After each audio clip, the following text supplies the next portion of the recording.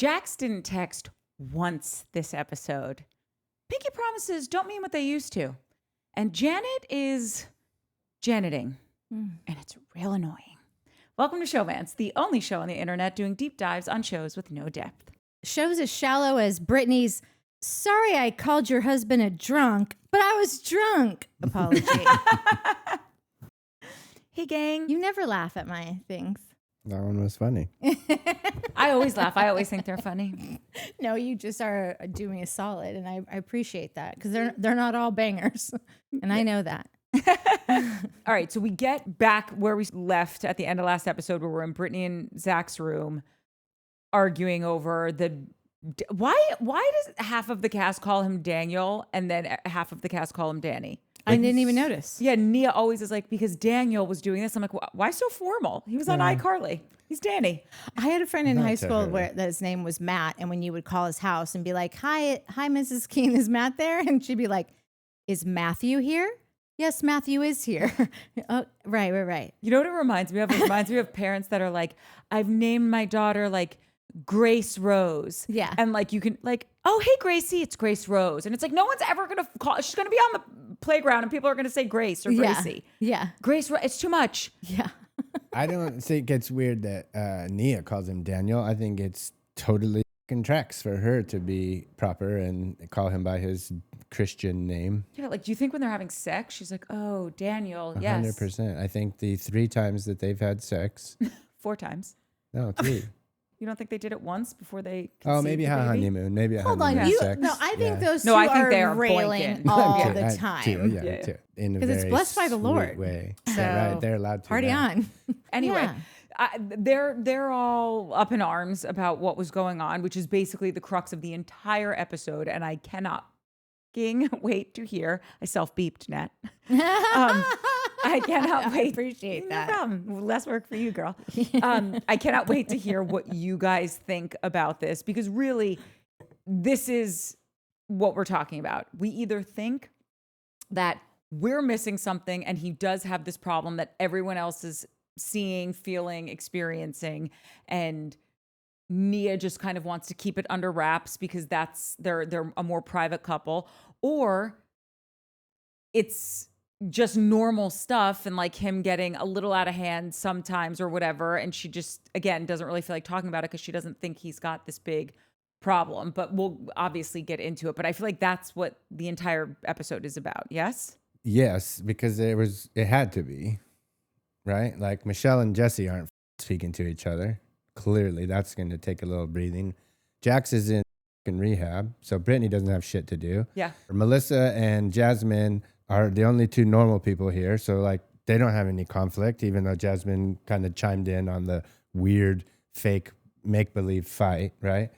So like, yeah, that's the whole episode because there was nothing else. There No, was see, I don't think it literally is nothing make else. believe. I think that I think they're Everyone woke up and was like, how do I sneak out of here? Yeah, we need to apologize. We were pretty drunk. Like you said it perfectly, that we're really sorry for shitting on your husband for being drunk, but we were all really drunk. Like it was, I don't know, man. I think it was just such a bullshit argument.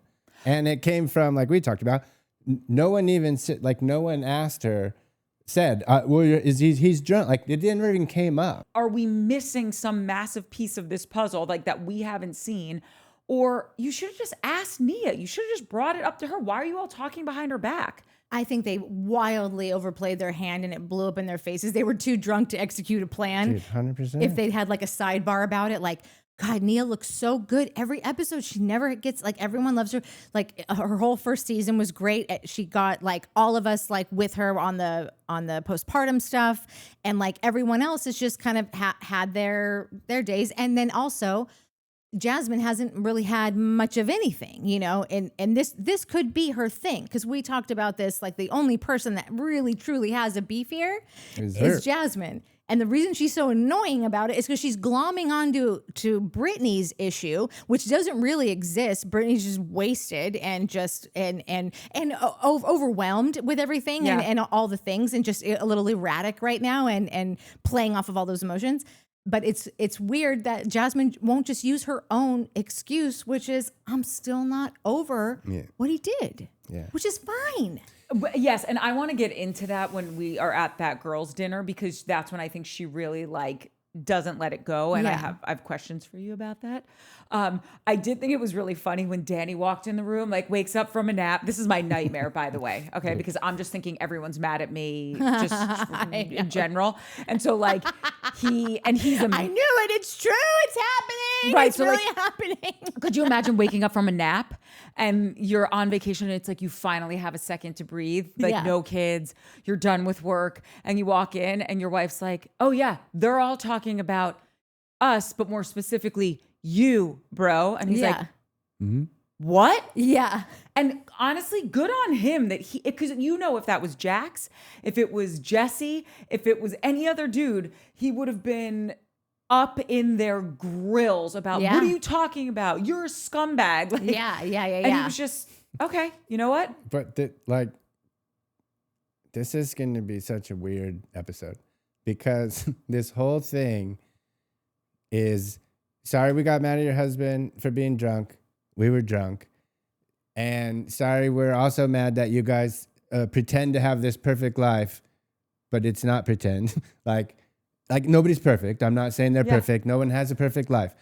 But like there are a few people who strive for it for whatever reason. Their upbringing, church, whatever, right? And so this is going to be such a weird up because like you said, if this was any of these other douchebags, probably even Jason, there's a brawl. These two, Mr. and Mrs. Perfect, they've thought this through already. They don't react like that. They react like civilized people. She says to him, we'll speak about this later. He says, okay. And he walks out like a grown-ass man and a grown-ass woman living a grown-ass life with like that communicate on a daily basis. I hate to break it to you guys, but that's perfect. Like, that is a perfect couple. We always, they're such a perfect couple. Well, we can't shit on them when they're, you know what I mean? Like, so when we get into Nia and Danny's bedroom and they start communicating about what just happened, I was so thoroughly impressed. And even when she was quote unquote like I can't even say she was being short with him. She wasn't. She was just expressing her feelings when she's just like, I lived, when she goes, I really don't want to be consoled right now. I just need to get this off my chest. Like, use your words, girl. Yes. And the adrenaline, like, I got like, she knew every single thing that was happening, how to express it. Kudos to him for being like receptive to all of it. Like, do you know what that was? Good communication, therapy. Perfect. Yeah, it was 10 out of 10, no notes. Perfect. When they talk about how she's not real and they're not getting realness from her, I don't think you know what this realness is. Like, this is a brand of realness that maybe even America is not ready for. Like, maybe we've all kind of like dumbed down to like, I think we all think that realness is like saying it like it is and cutting someone to the studs or leaving like a giant emotional, like a raw emotional pile of shit on the ground that like is going to call for an apology tomorrow. Yeah. It's really hurtful, all the things.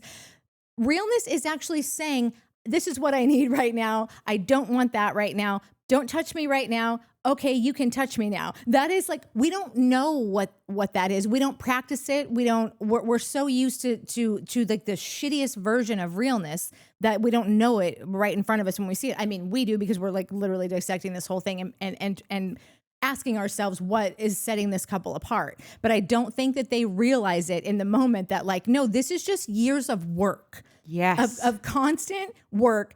And even is off-putting to me, someone who does no work, certainly not in a consistent basis by any means. So like, even I was just like, I can understand how nobody would identify that as real, because yes. And I just thought it was so real. Like, when you give someone Harris, Joe, an analogy, when you give someone like real food, this is what like a real apple tastes like. And they're like, what?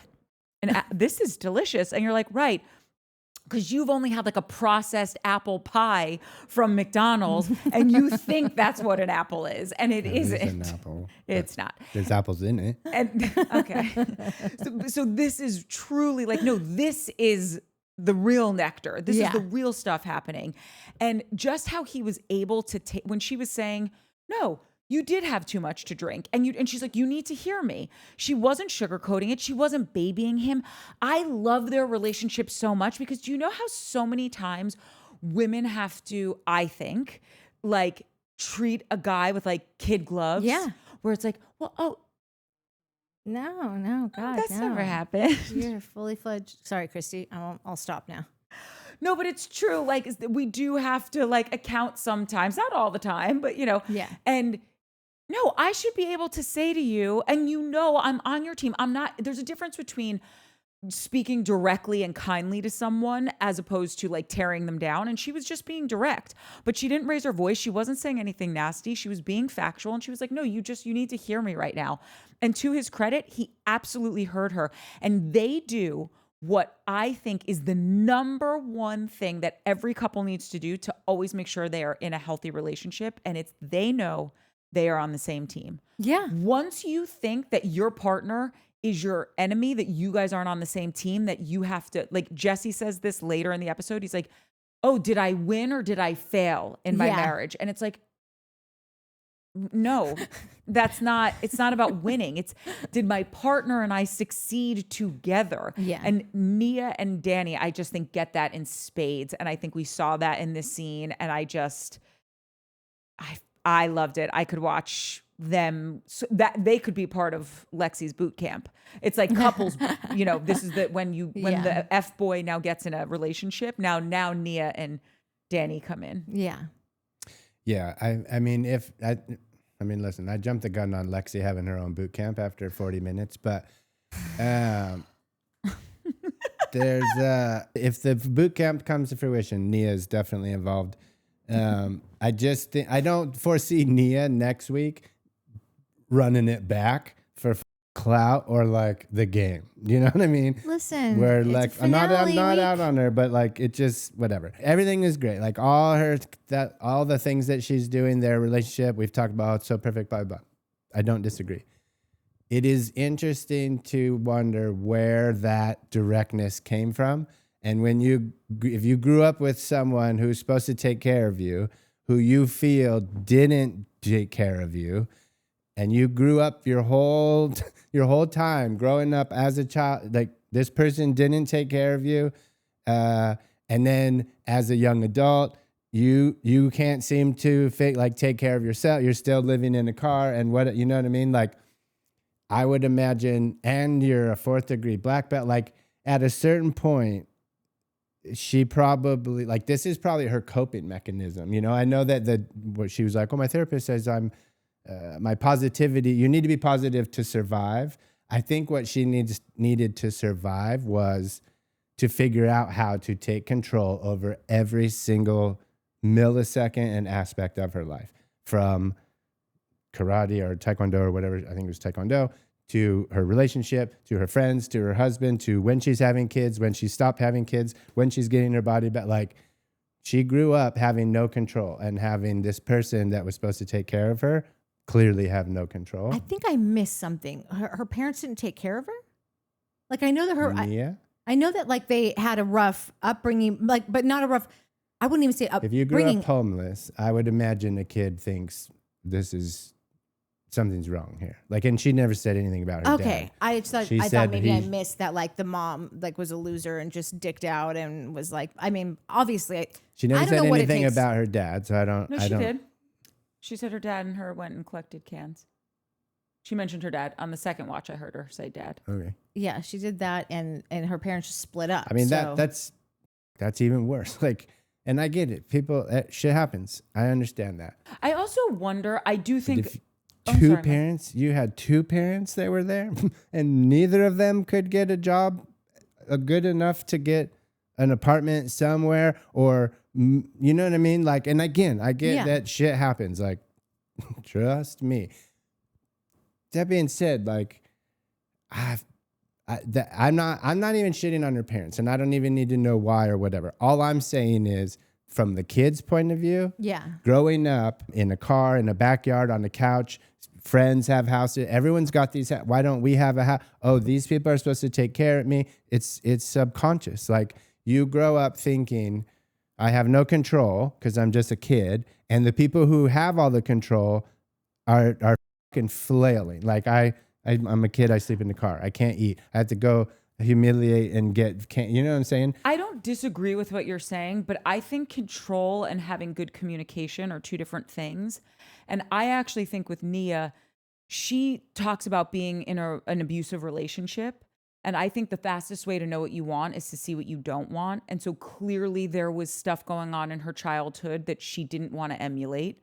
And clearly there were things going on in like a really important relationship that she was like, whoa, that I never want to experience this again. And so I'm wondering if for her, yes, I think definitely control is part of it, but I more so think it's like, wait, I want to, if I grew, and I don't know if she grew up with yelling or people arguing or whatever. I would imagine if money was never around and you couldn't afford rent or whatever, things were stressful. And I could imagine there were arguments there. If someone is violent towards you, there are definitely arguments there, obviously. So I'm wondering if she's like, I want to break this cycle and I want to be able to be in relationships where there is only healthy communication. And I think it could be from that, stemming from that, like her desire to be able to communicate in a really healthful manner.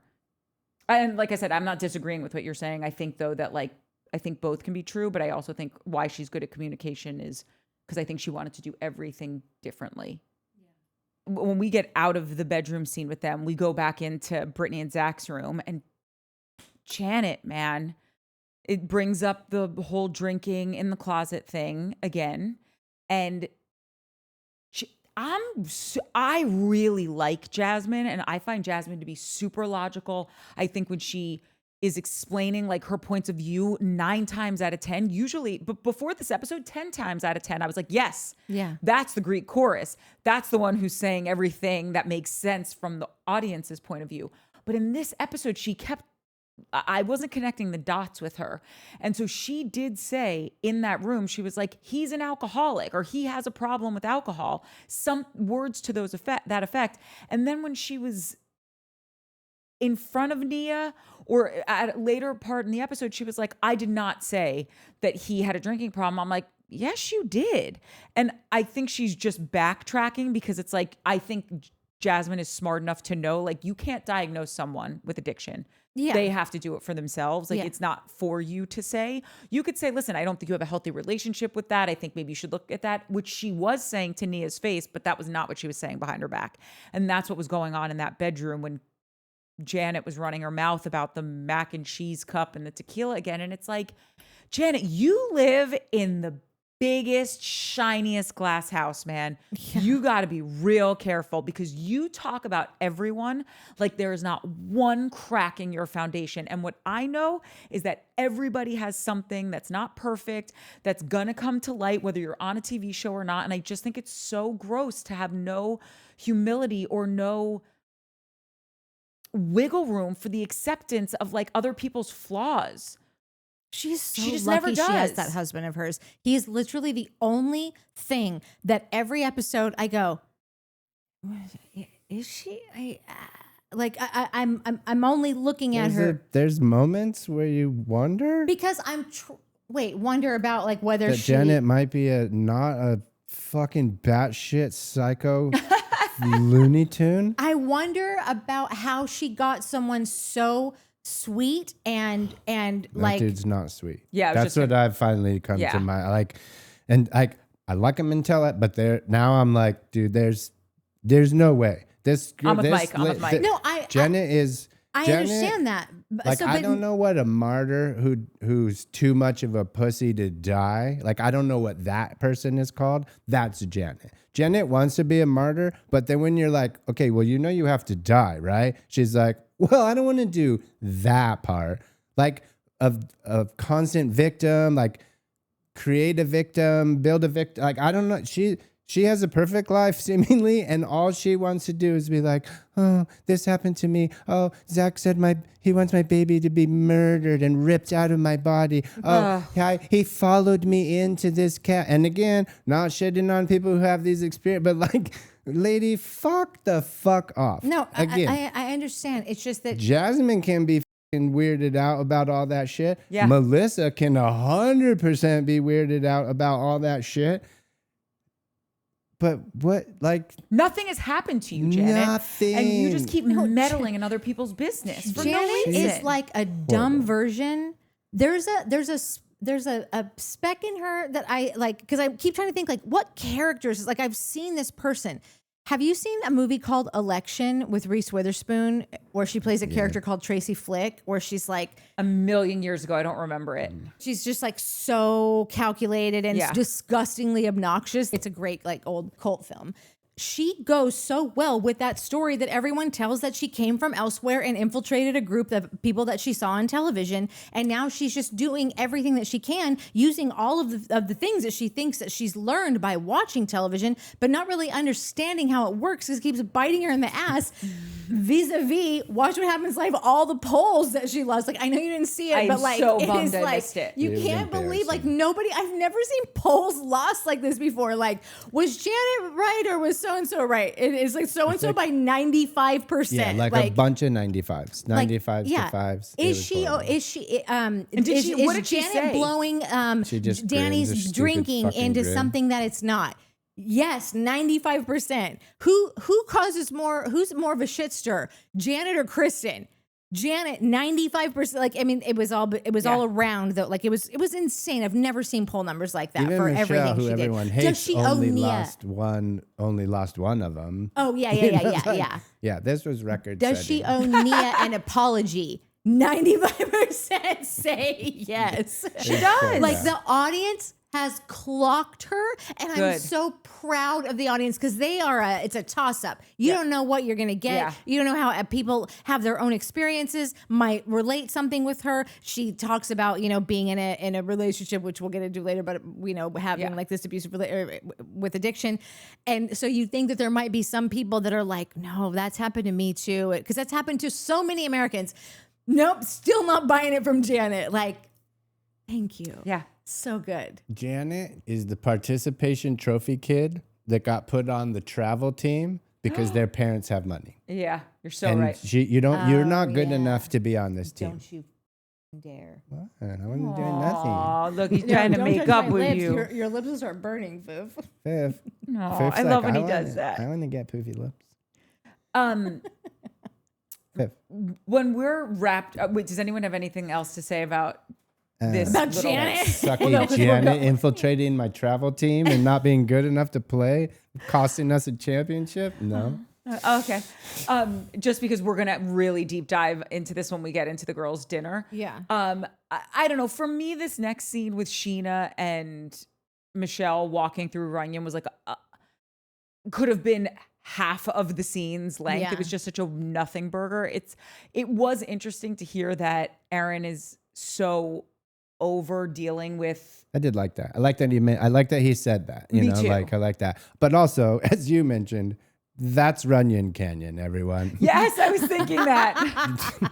It's not that bad. You saw all the cute little outfits. Yeah, she is like literally like Yeah. big ass hoops. Yeah. and big sunglasses. Yeah. and yeah, And they went to like the high part. 'Cause Yeah, they were yeah, sitting on yeah. that Make bench. it So to like the that's top. A whole 20 minutes later. Totally. You Yeah. depicted it perfectly. I did wonder though, when Michelle was saying, he doesn't want to be around for my crazy ex-husband. And I understand what he's saying. And so, and I think everyone could understand what he's saying. If you have the choice to not deal with that for the rest of your life, that might be the smarter choice. Who knows? I know people say like, whatever you love, who you love and whatever. But I was wondering, is that part of Jesse's plan to just be so horrible that it ruins her current relationship? I'm sure. I couldn't help but I'm surprised that you guys liked it. I couldn't help but take from it like if that were me and I had a Jesse in my life, correct me if I'm wrong. I don't like. I can't imagine you ever being like holding it against me that I've got this psychopath on the warpath all the time. Like it almost seemed to me like, does he see her playing a role in this, not setting the boundaries, or like fighting back when you don't really need to respond with that, or saying, I'm just going to tell Jesse this. And he's like, why would you say that? Like, I don't know. And listen, I also watched her on Nick Viall, best interview she's ever given, times 1,000. She knocked it out of the park. Like, you couldn't ask for more. If you're looking for every reason to know why she did everything she did the way she did it, you will hate Jesse leaving this interview. Nick Viall certainly does. And they're all copying me. And his wife Natalie was like crying about how much she's had to go through with him. So like, I think that that's all there. It's just that like, if you don't watch that interview, you could easily take that and be like, the juice isn't worth the squeeze. Well, him then, you know, like that's what I got from it until I watched this interview. And it seems that he just said, you cannot respond to him anymore. You can't, like, he's blowing you up all day and you're responding. So yeah, I'm with you. That's what she says. I'm not saying that I just, and maybe this is because I'm a dude. If that was me, if I was Aaron, like, I don't think, like you said, when we met, you had already got married young and dude left. And I'm not looking for any pats on the back, but I remember being like, listen, if that ever needs to get answered or you need to talk to that dude and figure out what happened, whatever, like, by all means, go ahead. If I found out that dude was treating you like Jesse and saying shit like Jesse said to you, oh my God, Mike would be in prison. No, Mike would be in prison. Yeah, I would be in jail. Like, I would be in jail. You're smiling. No, I mean, but that's what Romance I was like saying. ain't dead. I'm getting the feels now, right? Like, so I that's what I liked about Aaron is like, I'm not mature enough to be like, listen, I can't go. I can't be around this dude. I would be like, when's the reunion? Like, when are we go? Can we go? Like, let me go find him, right? Because I'm a child and like immature and whatever. So what I liked about Aaron was him being mature enough to be like, listen, I really like you. I like Isabel. I want us to be a family, but whatever. And I agree that I can't be in this toxic situation. So it's got to change. Jess, you got like, I agree that maybe he was saying that, like, you can be the change. You can not answer, and that will work for me. Yeah. I just liked that he said it because, like I said, I would have gone fighting. And I do really think that he loves her, and I feel like him saying that was, you know, when you're dating a smoker and you're like, it's me or the cigarettes because I can't do this anymore. I think he was almost saying like, it's me or this toxic relationship that you have with this guy because it's killing me. I think maybe he was saying that to really push her to stop this thing that's not just, it's annoying. Who wants to be dealing with this? But it's not even healthy for her, let alone healthy for them. Yeah. So I'm wondering if also he was saying it to push her. But it does kind of track if you go back to the Dave and Buster's, when she was like, oh, I can't believe you said it. And he was like, why? You're the strongest person. Like, he said was like, just this dude. He doesn't take the bait at all with any of this stuff, which I think is and he wants perfect. her to do. So yeah, you're probably right. Like, it probably was that of him being like, you know, I can't stay in this situation. It's got to change. Yeah. And like I said, it can be her. You can change. Like, well, you can she's be the only one capable of change I think in his mind. That's true. Because if Jesse's the one that's a psycho. Yeah. I just need a moment really quickly because I have been on this guy from jump. You know, we all have been on this guy. No. We just didn't care about her because she couldn't bring it to take down this guy who's so horrible. But like, no one ever disagreed with you that like Jesse was not a force of like 100%. I think right? I don't know. I might have been a little team Jesse at some. Like, well, yeah. If you had to pick between two characters to watch on TV, you pick Jesse. No, not to watch, but I think more to side with is what I'm kind of tapping into, because I do think. And by the way, I have said this a million times. You cannot like Michelle, and Jesse can still be a schmuck that you can't stand, right? And I just think like from reading different comments, not even just, you know, globally speaking, I just want like writ large to just have a moment of, I had this MFer's number from jump, and I will take that to as one of my greatest accomplishments. But Courtney, I'm listen. I'm not trying to take away your accomplishment, but like it seems like you think that you didn't like that. No one knew this. Like the argument was she sucks and he's horrible, but he's a star. You've read comments where people are like, no, I'm not talking about that at all. I'm saying when people are like, no, I'm team Jessie because she cheated, or I'm team Jessie because, you know, Michelle just seems so whiny or whatever. And it's like, how is he fooling anyone? He's such a horrible person. I'm not just talking about just our conversations about it. I'm talking kind of like globally about it. Yeah. No? I don't know who's been like bout it and ready to shout at Jessie except for Johnny Smiles. I think he likes to hashtag Team Jessie in all of his things. But I also think he's just like, I don't know. I don't want to make assumptions, but I'm assuming that it's like how I say it is just like, oh, we've got basically one of you is going to make it. And like, this is a bag of snooze. And then there's this like firecracker that's just like, he comes on screen and I'm like putting down my phone, my second screen, because nobody can watch anything without also TikToking. I will set my phone down and be like, what's he gonna do now? And so that's what I've gotten kind of across the board from people. But maybe I'm just assuming the best in them, and maybe they really were Team Jessie. I mean, I don't think I was bothered by Jessie until the last couple of weeks, and I've won a full 180. Yeah, probably a couple 360s. That's how I'm raw. Like I was like that, like because I was always like mad at her. And listen, I was always bummed at her because like I said, like this dude's been this guy from this 9th birthday, right? Like Jessie is Jessie. So like you married that guy, and now you don't like that guy, like whatever. So that. I've never had a problem with people who are mega authentic, even though they're mega annoying. You know what I mean? Yeah.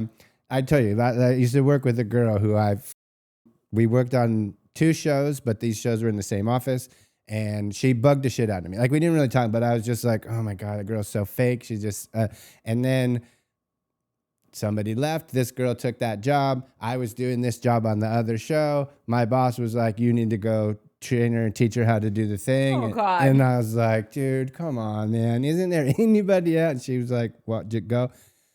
Within 3 days, not even 3 days, within a day, I was like, oh my God, you are who you are. Like that is who you were born to be, is this an annoying party girl. And like, that is your core. And from that moment, I was like, you're great. I love this person.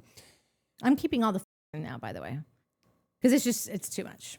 So I hope everyone is okay with this. If you have a big problem with cursing, then leave it in the comments. Otherwise, it will save me hours. So everyone used to be Team Mike because you were bleeping him out, and now it's going to really change. Yeah. No. I'm just kidding. Because he's a dude talking about Bravo stuff. No, but Pat didn't like me cussing, right? Yeah. I thought it was Judy Murray that did it. Well, we'll see. We'll see who doesn't like it. YouTube, that's who's not going to like it. And they're the ones that hopefully are going to give us money one day. Well, maybe then stop saying to join every 2 words. People like our authenticity. Okay, well then YouTube, you better like it too. Who am I talking about? Jessie. Well, we're talking about Jessie. Yeah, so I think that, I like Jessie for that reason. I didn't like Jessie. I wasn't bothered by Jessie. Yeah, it was definitely entertaining, but that's a separate thing. in Courtney's defense, I think I was one of the people that was like, I don't mind this guy. Like, she's the problem. And now I'm like, this guy's 100% I can't stand him. Yeah. I'm a little less upset by Michelle because now I'm kind of like, oh, most of what the issues I have with you are because this dude's such a fucking dick. So like, I'm going to excuse a little bit of it. It's like she said at the top of Runyon. She was then, what's her name? Sheena was like, oh, I'm just nice to see you smile. And she was like, yeah, people assumed that she was just this grumpy little monster when she was with Jessie because she was just so unhappy. I'm interested in seeing her without Jesse, you know, like I think, like I said, I'm out on Jesse, but I used to not be. So that just I have like a pitch for Bravo that I think like will maybe sting for a second, but I think that you will. If there's a lot of people in this, like, and I'm not one of them. I'm going to watch this show until the end, until it's in the grave. There are a lot of people that are out on this show that are just like, this is too dark. This is too much. Again, I don't see that because I just see it all as entertainment. So but like, if I have found myself, as I said, like me and so many people, we're very uncomfortable that we like this guy, Jesse, but it's only because we don't like the person that he's sparring with. I didn't have like a ton of respect for her. I thought she was kind of just being whiny and leaving information out. And I thought that she played a part and that I didn't like that about her, but I never liked Jesse as a person. I think that they should not bring back Jesse or Michelle next year. And I think they should bring Schwartz in to lighten the load, because it's one reason why I think that they didn't really lean into telling us more about Danny and the Jasmine situation. Like, the only reason that we know about what happened with Danny is because we saw it in a flashback. And like, I understand that they weren't in production, but they did go back into some level of production to go and film when she and Melissa confront him like at a restaurant. that was at the white party. Yeah, that was in episode 1 at Brittany's party. Yeah. They confronted him about that at like where he's like, "Oh, we're doing this now." Yeah. And then, this takes everything out then, because I really kind of thought that they were just showing it to us in a flashback, like, and not ever really featuring the story, as if like almost to just sort of preserve him, because everyone else has gotten so dark that they're like, we can't have a third diabolical dude, I think, or fourth, or however many numbers it's how many at dudes now. are on that show. Yeah, like I think that it happened obviously outside of production. Yeah. I think that the whole apology to Michelle and being like, nope, wrong ass. It was Melissa. Like, that whole thing happened off camera. And then at the white party, it came up again. So they sat down and talked to him. Maybe Melissa hadn't talked to him yet or something, but He had it wasn't the apologized first time. Yeah, he Yeah. had Over the apologized. phone. oh my God. I already, thought that right. we didn't So- see that in real time. I thought that we saw it in a flashback. And so I was on this thing where I was like really understanding Jasmine's point of view about being so upset, because I thought they kind of low-keyed what happened to you. This is why I'm so confused. And like, I don't know, do we want to talk about it now, or do we want to save it till when we get to the scene? because I brought it all Okay. up. So So I'm just personally confused, because he apologized to her over the phone. And then when they started filming, she, at Brittany's party, this is the way I remember it, she went up to him and was like, listen, I know you apologized, but I don't think he had apologized to her fiance yet. And it wasn't in person. And she was like, I just want to talk about it again, which I understand that. Like, it was a big deal. I understand wanting to do it face to face. Danny was taken aback and thought, wait, we're doing this again? we already Why are talked we about bringing this up this. again? Yeah. Because Danny seems like a sweet guy. Whether he does have an issue with booze or not, he does seem like a good-hearted person. Yeah. So I think he just didn't want it on camera. And so it was on camera, and he had no problem. He literally said, we see it on film, that was completely out of character, and I apologize. Yeah. Period. There was no but after it. It wasn't a Bravo apology. Yeah. It was a real grown person apology. And she said, like, okay, thank you. And then they're bringing it up again in this episode. And that's where my chasm lies with Jasmine, where I can't figure it out. I did not remember them doing that in a live scene. I thought it was all flashback, and I thought that she is probably bent on several different things. One being that, like, why isn't this like being talked about up front? And because I like, maybe it was like the way the sun was. It was like a different filter. It looked like they put like a sepia tone filter or something on it. Why would they do that? I think they wanted to connotate that it was a flashback. Wait, okay, so it was a flashback. No, it was a flashback to the first episode of this season. The reason you think it's a flashback is because they've flashed back to it multiple times this season, but it happened for real in the very first episode. Yeah. Okay. I'm like, the filter makes it seem like was it just a dream? Did that even happen? And I'm like, that just seems like such a specific choice by the edit to make that like not be a live and direct like thing. And still, even if they did do that there, they really could have made the whole first episode about something like that. It's a big deal, you know? Like, it's not a big deal in the grand, well, no, it's a big deal, I think. It and is. like, Let me they tell had you so- why it's a big deal, or why it's possibly a big deal, or maybe such a big deal that Bravo was like, maybe we shouldn't do this, which might be a little fucked up, Bravo. I'm not saying if that was the case. Danny came up in a time in Hollywood that we're all pretty mad about now, right? Like, these creepy dudes grabbing ass and doing whatever the they want because I'm a producer, I'm a director. You want to be in the movie? I can it, and getting away with it forever, right? I'm not saying that's Danny. I'm not, but like, who goes and grabs chicks' asses for no? Like, that's I don't know. That's a weird thing to me. I never been that guy. Even as a single dude, I've never been a real grabby guy. We thank you. Yeah. You're Women welcome. across, you know. Yeah, listen, it's a that's bummer. gay, not straight, we including all me. thank I you. No, can't that's walk why by I- anywhere without Well, you. yeah, I'm Well, be no, if grabby you're all a girl- day. I That's, mean, you're you're his supposed to be. girlfriend. You're the person I'm supposed to be grabbing. Okay. But You'd miss it if he stopped. Completely. Yeah, but not every single like, I know I walk by and I'm like, Oh, I think it's adorable. and I'm but like, I'm just trying to make my way sorry back. he finds you irresistible. totally. No, he My just bad. does whatever he wants and doesn't give a crap. Oh my God, such a load of shit. But anyways, he's the only guy that's coming up in this business that we're like shitting on and upset about, and has this like this side story to it. So like that, this could be why she keeps bringing it up. This could be why she's like, wait a minute, why is like, cool, he's a drunk. Bigger problem, he gets drunk and touches girls that didn't like This this is could why be a way bigger thing, and it could be a thing that Bravo's like. And this is why I keep not do asking the that. question, because I don't take Jasmine. Listen, it's a bit disconcerting to me that Jasmine is so connected to Janet and really taking her.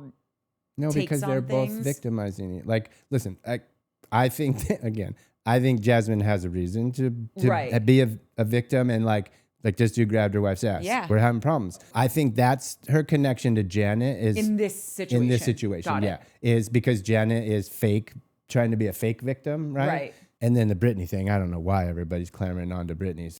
Dude, that was just so weird. Yeah, so then I still just wonder, like, is there a bigger thing at play that we're just not privy to right now, that Jasmine that's why she's harping on this? Because I don't take her as some overly dramatic person that is trying to start stuff just to start stuff. But okay, so now we get into the Jessie life coach with Scott from last season. I don't know. Is this working? I'm glad he's doing it.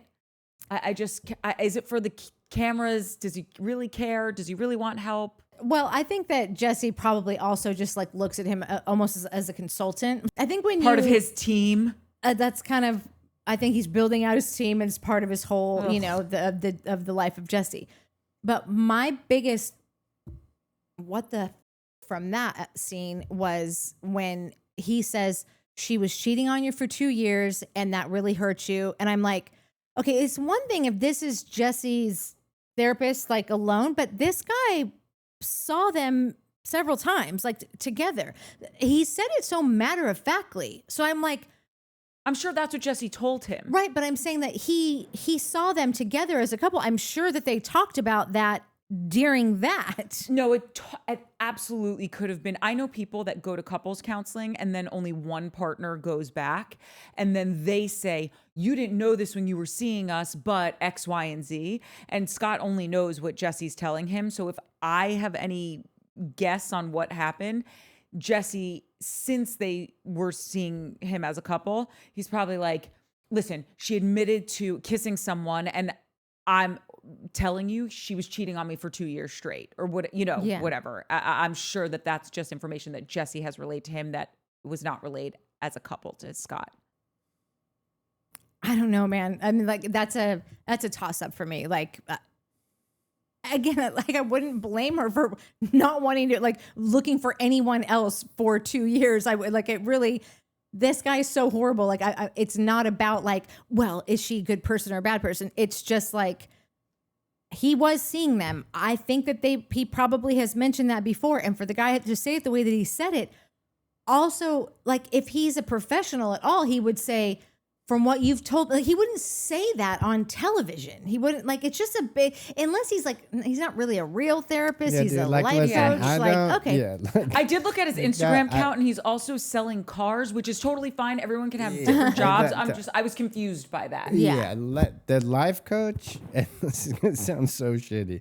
The life coach is the guy who didn't pass in doctor school, like to become a psychologist or a psychiatrist. You know what I mean? Like, I don't necessarily agree with that. I know a lot of people that are different kinds of coaches, and it's because they wanted to do coaching stuff. Yeah, they make way more money, like bajillions of dollars. Like, there are right, so but many. it's fine. But there's snake oil salesmen, right? Like, No, I don't think so. I just know from like when I was in the professional sports world, a lot of these guys have these that's coaches, a and they're totally different thing. no, but they are life coaches. Right, but for a professional athlete, They do everyone. They do professional athletes. They could do you, I know, you know, right, or but- coach you. I'm just saying, I don't think they're snake oil salesmen, all of them. I don't think all of them are either. Oh, okay. My point is, this dude, like, if Jesse wants help, you go to a therapist, a licensed clinical therapist, a psychiatrist, a psychologist.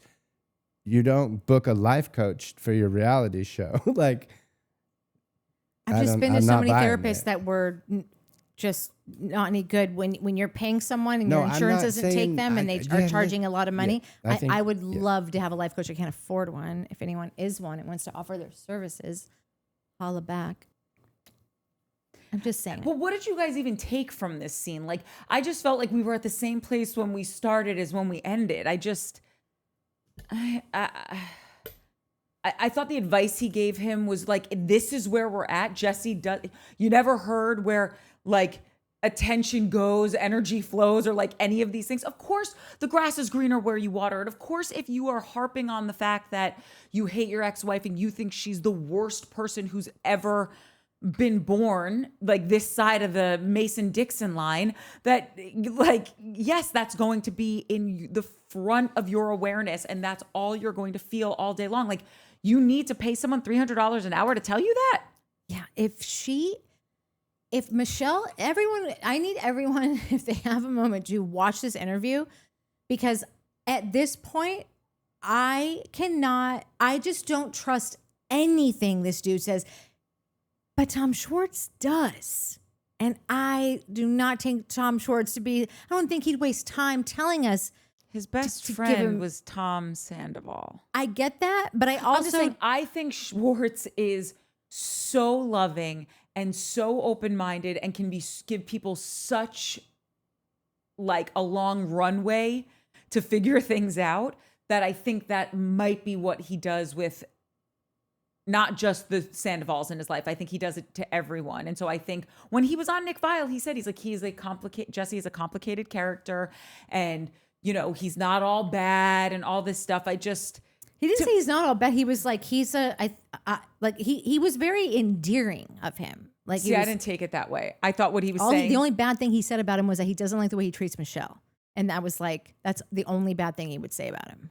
But I don't think he said anything good. I don't think he was just like, this is a stand-up guy, and you're going to see like he really I think he said something kind of in that vein. Maybe I got to go back and listen to it. Yeah, because that's what's tripping me out right now, is because I'm party of Schwartz. I don't know if you really are, but I'm party of Schwartz, and I trust Schwartzy, and I am having a moment now with this interview, because if Michelle is telling the truth, Jesse has never uttered a genuine fart in his life. Like she said that he has binders and scripts for himself for the show. Oh, I believe that. I just think Sandoval. So too then that is- guy's not taking a life coach like that. That's just another guy that's coming because it's a show and you're bringing over a life coach. I just think Schwartz Snake oil is so salesman? forgiving. Like a snake oil salesman. Jesse is the snake oil salesman. They both are. Fine, yeah, they're all snake oil salesmen. What do I care? I just think that Sandoval or Schwartz rather, sorry, is just. I think he has such a big heart. I think he's so forgiving, and I think that's where like he could be. It was the joke on that episode of the Vial Files where he's like, okay, I'm going to say one not nice, not even mean, like not nice thing about one person. And it took him all episode to be like, I don't really like Sutton. I know, Like, I I'm just like, think who he's just does such a good dude that it's just not in Yeah. his makeup Yeah. to say that. Okay, so now we see that Luke and Kristen rent a house, which I'm very happy for them. Yeah. Luke is really growing on me, leaps and Yeah. bounds. Like, I really like this guy. Even when Kristen's walking through the house and she's like, oh, Luke is going to change all the fixtures. I'm like, good on you, Luke. Like, that is, I just love someone who can do something Just and does a it. PSA. All women want is a dude who can do something. That's it. With tools. With tools, with an electrical wire, with a pipe. Mike hung all these lights. He did. That's impressive, Mike. That's very sweet of you, but she's literally talking shit about me right now. I don't think she is. Okay.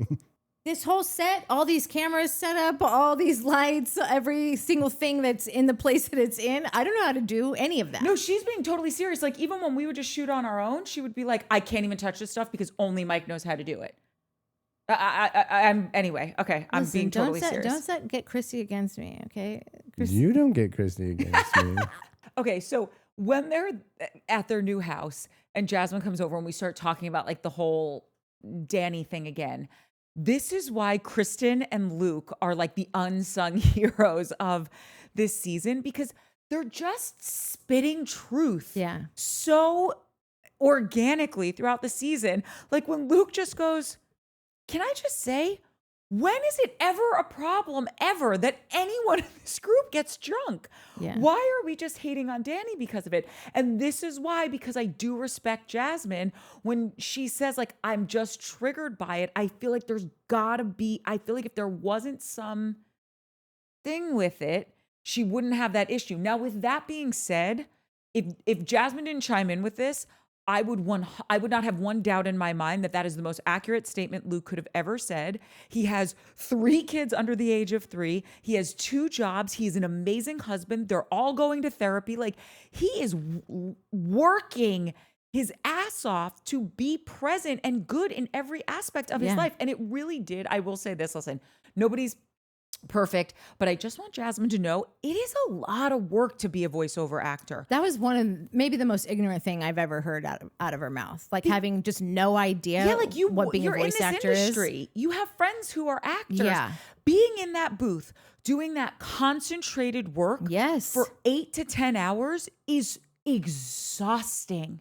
I think it would be harder to do that than on-screen acting because you are basically having to perform. You're having to convince so hard because you're not on screen. If someone was able to see you keeling over, getting eaten by a zombie, then like they would just believe that happened. But they're not seeing you. They've got to believe just by how you're gargling and squirming and yelling and like all that shit. Like we sit here on a couch, and by the time we're done here talking about reality television for 3 years, I don't have so much. I have but barely enough energy to DoorDash Taco Bell. Yes, and that's all I want to do is just like, oh my god! Like, imagine you're standing in one of those booths doing zombie shit, and this is your second job, and you're a father to 3 kids, driving all over the damn place. Like I just thought it was for such because she seems like such an empathetic person to me.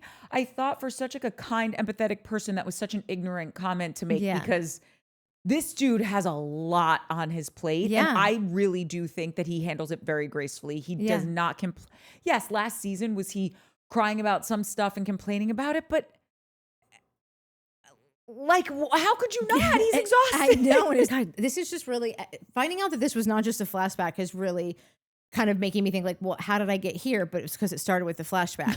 Like, so I don't know if this is still like, I mean, there is another like level of, and she mentions it later about how, people just don't really take like, oh, they're just lesbians, they'll probably like it or whatever. No, in this scene, she says, she goes, Is that this "We're-" scene? Okay, yeah, yeah. she's like, we're fetishized a lot, which Yeah. I completely understand.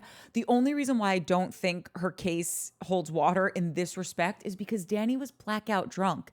He wasn't fetishizing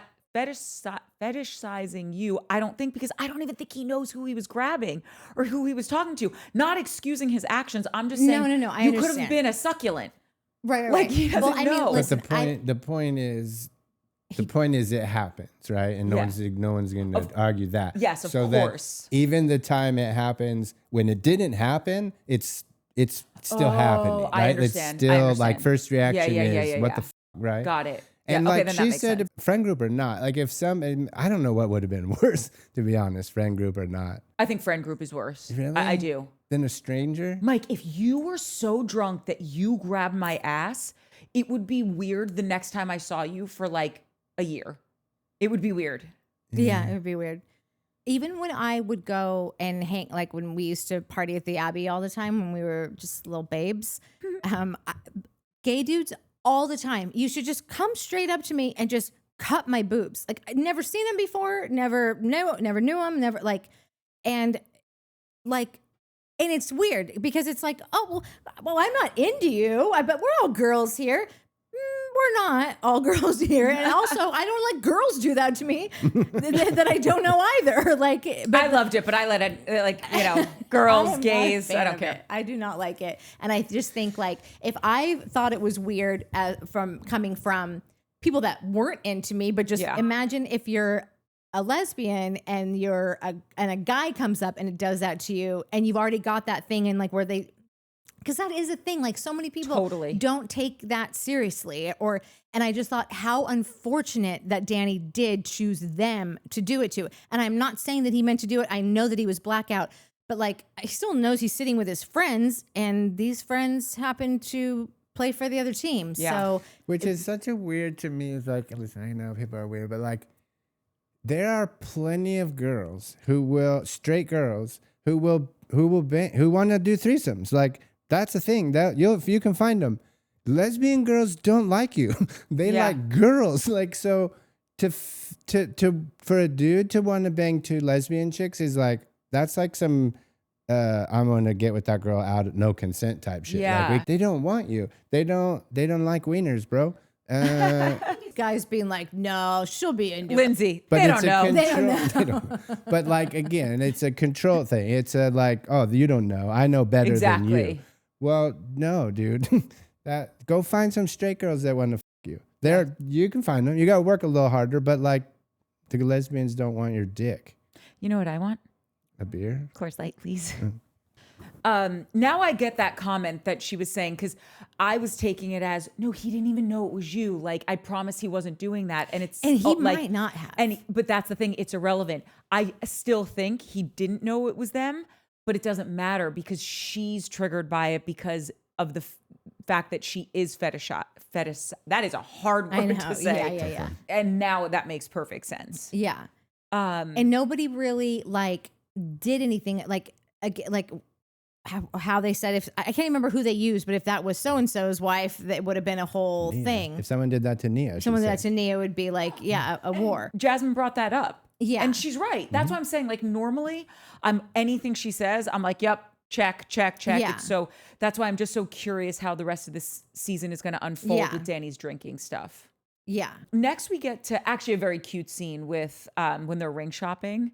And even though it was whatever, like we know he's getting the ring, he's getting a deal from this guy because they shoot so much stuff from Vanderpump to now the Valley at this jewelry store. I thought it was actually adorable how Danny's walking in like, we talking 3 C's, cut, clarity. What's the third one? V, double No, V. but that was the bit. What's the third one? And the guy's like, carrot. Yeah. And he's like, right. That one. Yeah. Like the one. Yeah, exactly. The only one. The only one that any girl cares Yeah, about, like, really. no, It was it's adorable, true. though.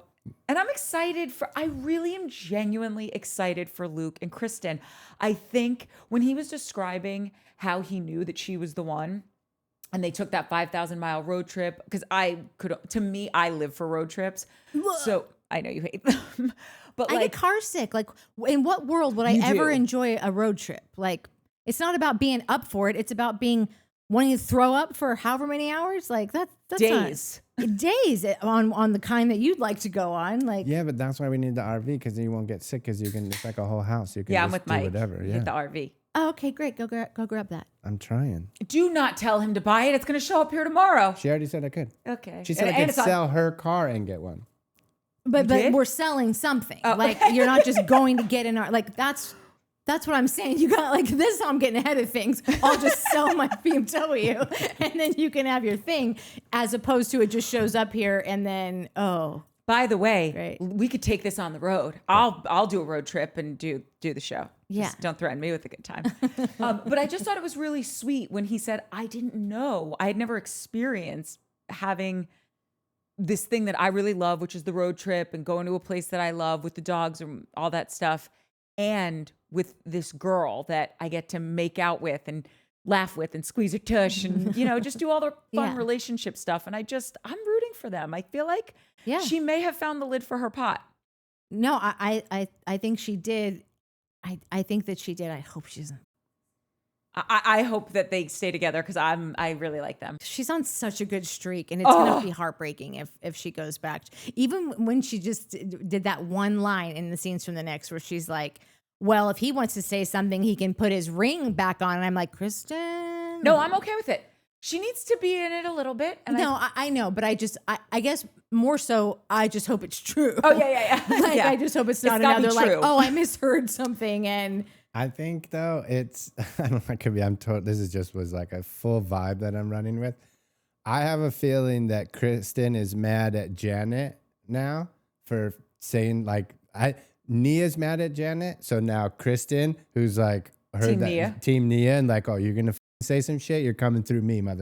100%. And I think that's Kristen being like, all right, I got Game another on. way to take you out. I'm going to say that your husband does. Whether it's true, and you know what I mean? Yeah. Like Yeah. she could have left it alone, but no, we're brawling now. Yeah. And so all's fair. And Love and reality TV. yeah, reality TV. Well, here's the thing about that. Kristen, historically speaking, there is always a seedling of truth in there. She might have gotten it wrong where it's like, oh, she's had a boyfriend for a year, and what she meant was she had a boyfriend a year ago. So like there could be something with this ring thing. We'll see. Speaking of having a boyfriend a year ago, we then jumped to Jesse and Michelle with their co-parenting, which actually seems not horrific. Like because you've seen those horrible scenes on reality TV where like the other parent goes to call and they just hit end or whatever. Like she went to FaceTime in to say, oh, you were looking for the key and I found it. And then she came to drop it off, and she does only live 5 minutes away, which is nice. So it seems like Isabella has some sense of normalcy for, like her parents. why splitting does up. that kid need a key? a key for what? No, I think It's she her just house key. You know how like a kid will find something of their parents and they just like take to it and love it? I think she just Oh, okay. probably just wanted it. It's like made her feel special or, Yeah. whatever. Yeah. Her security blanket kind of thing. What I thought though was interesting about that scene, I think it's lovely that they're able to co-parent and not fight in front of the kid and all that stuff. It's so mind-boggling to me that Jesse's sitting here saying, she's not just angry at me. There is deep-seated resentment here that spans over years. And he's still saying, after you've watched all of season 1, after you have apparently been in all this couples therapy where I know why she's mad at you, bro. And I've only seen 12 hours of your relationship. It's not even 12 hours of your relationship because everyone else's lives are spliced in there. And I know why she's mad at you. He's like, and I still don't understand why she hates me so much. And I'm thinking to myself, first of all of America knows why she hates you so much. So the fact that you're missing it, like, see a doctor. How are you not getting this? But then just calmly ask her if you can't figure it out at this point. Why did she hate him? Why doesn't she hate him? 'Cause I should not have watched this interview. Listen, this I'll is say- that and the flashback thing that I got wrong. Like, has ruined all of my. Like, I'm I'll having tell a you real why, Jessie- off-key night here because I don't even know what to say. I don't know what's real anymore. None of it's real. But I'll tell you why it hit me when he said it. Like 30 seconds after he said it, I was like, Because I did the same for 28 seconds. I was like, you stupid motherfucker, dude. You don't know shit about shit. Oh, wait a second. He doesn't understand. Because Jesse has been Jesse since the 9th birthday. Jesse hasn't changed in Jesse's mind. Jesse has always been Jesse. But Jesse, the day you met him, when you didn't like him, the day that you came back that night, that after the day, Jesse has been Jesse forever. He has not changed in his mind, right? That's why he can't figure it out. What happened? Nothing happened. Nothing changed. I'm the same. Now all of a sudden you want to bang some other dude and you don't like me? I'm not saying that's true, but I'm thinking that's what hit me when he said, I was like, oh, he truly doesn't know because he truly believes he is the exact same person from day one. Don't you remember? And I don't disagree with you. Where I'm getting confused is because he literally said in a confessional this season, he goes, I was a bad husband. You don't think that's going to cause a little bit of resentment when he goes, I didn't cheat on her.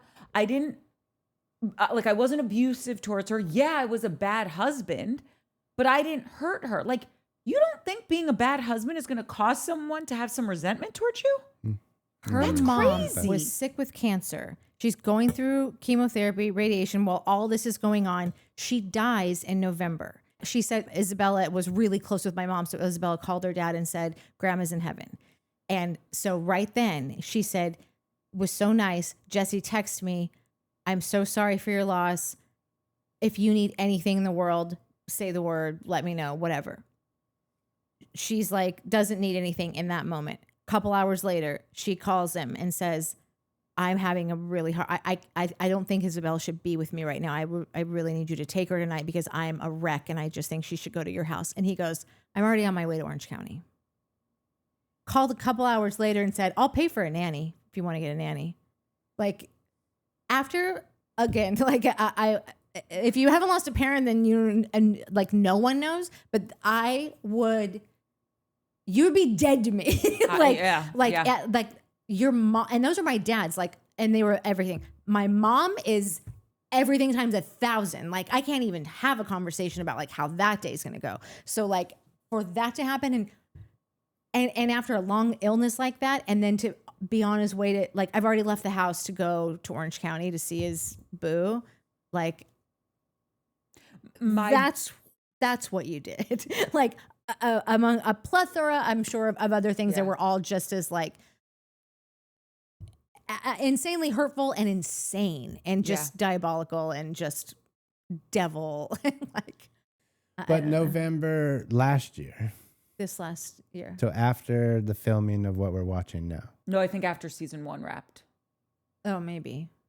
Because she's been, she passed, like, she's not alive during this season, I don't think. No, she's not alive right now. Yeah. So it was at the end of season, or like, after season 1 wrapped or whatever. I mean, either way, if you're capable of that last November, then you're capable of that the previous. Here's the thing. I don't know. And again, I don't I'm know not if I saying he didn't do should I even trust Michelle? I don't know, because like, here's the deal, Nat. When someone's parent is dying, all bets are off. You could have the biggest issue with someone. Granted, I'm talking in the realm of reality, right? Like, we broke up, you cheated on me, whatever it is. A parent dying is a seminal thing that will forever transform who you are, how you operate in the world, and the way in which she will parent your shared daughter is being formed in this moment. Your daughter had an incredibly tight relationship with this woman. If anything, just be there to console your daughter. Yeah. Like,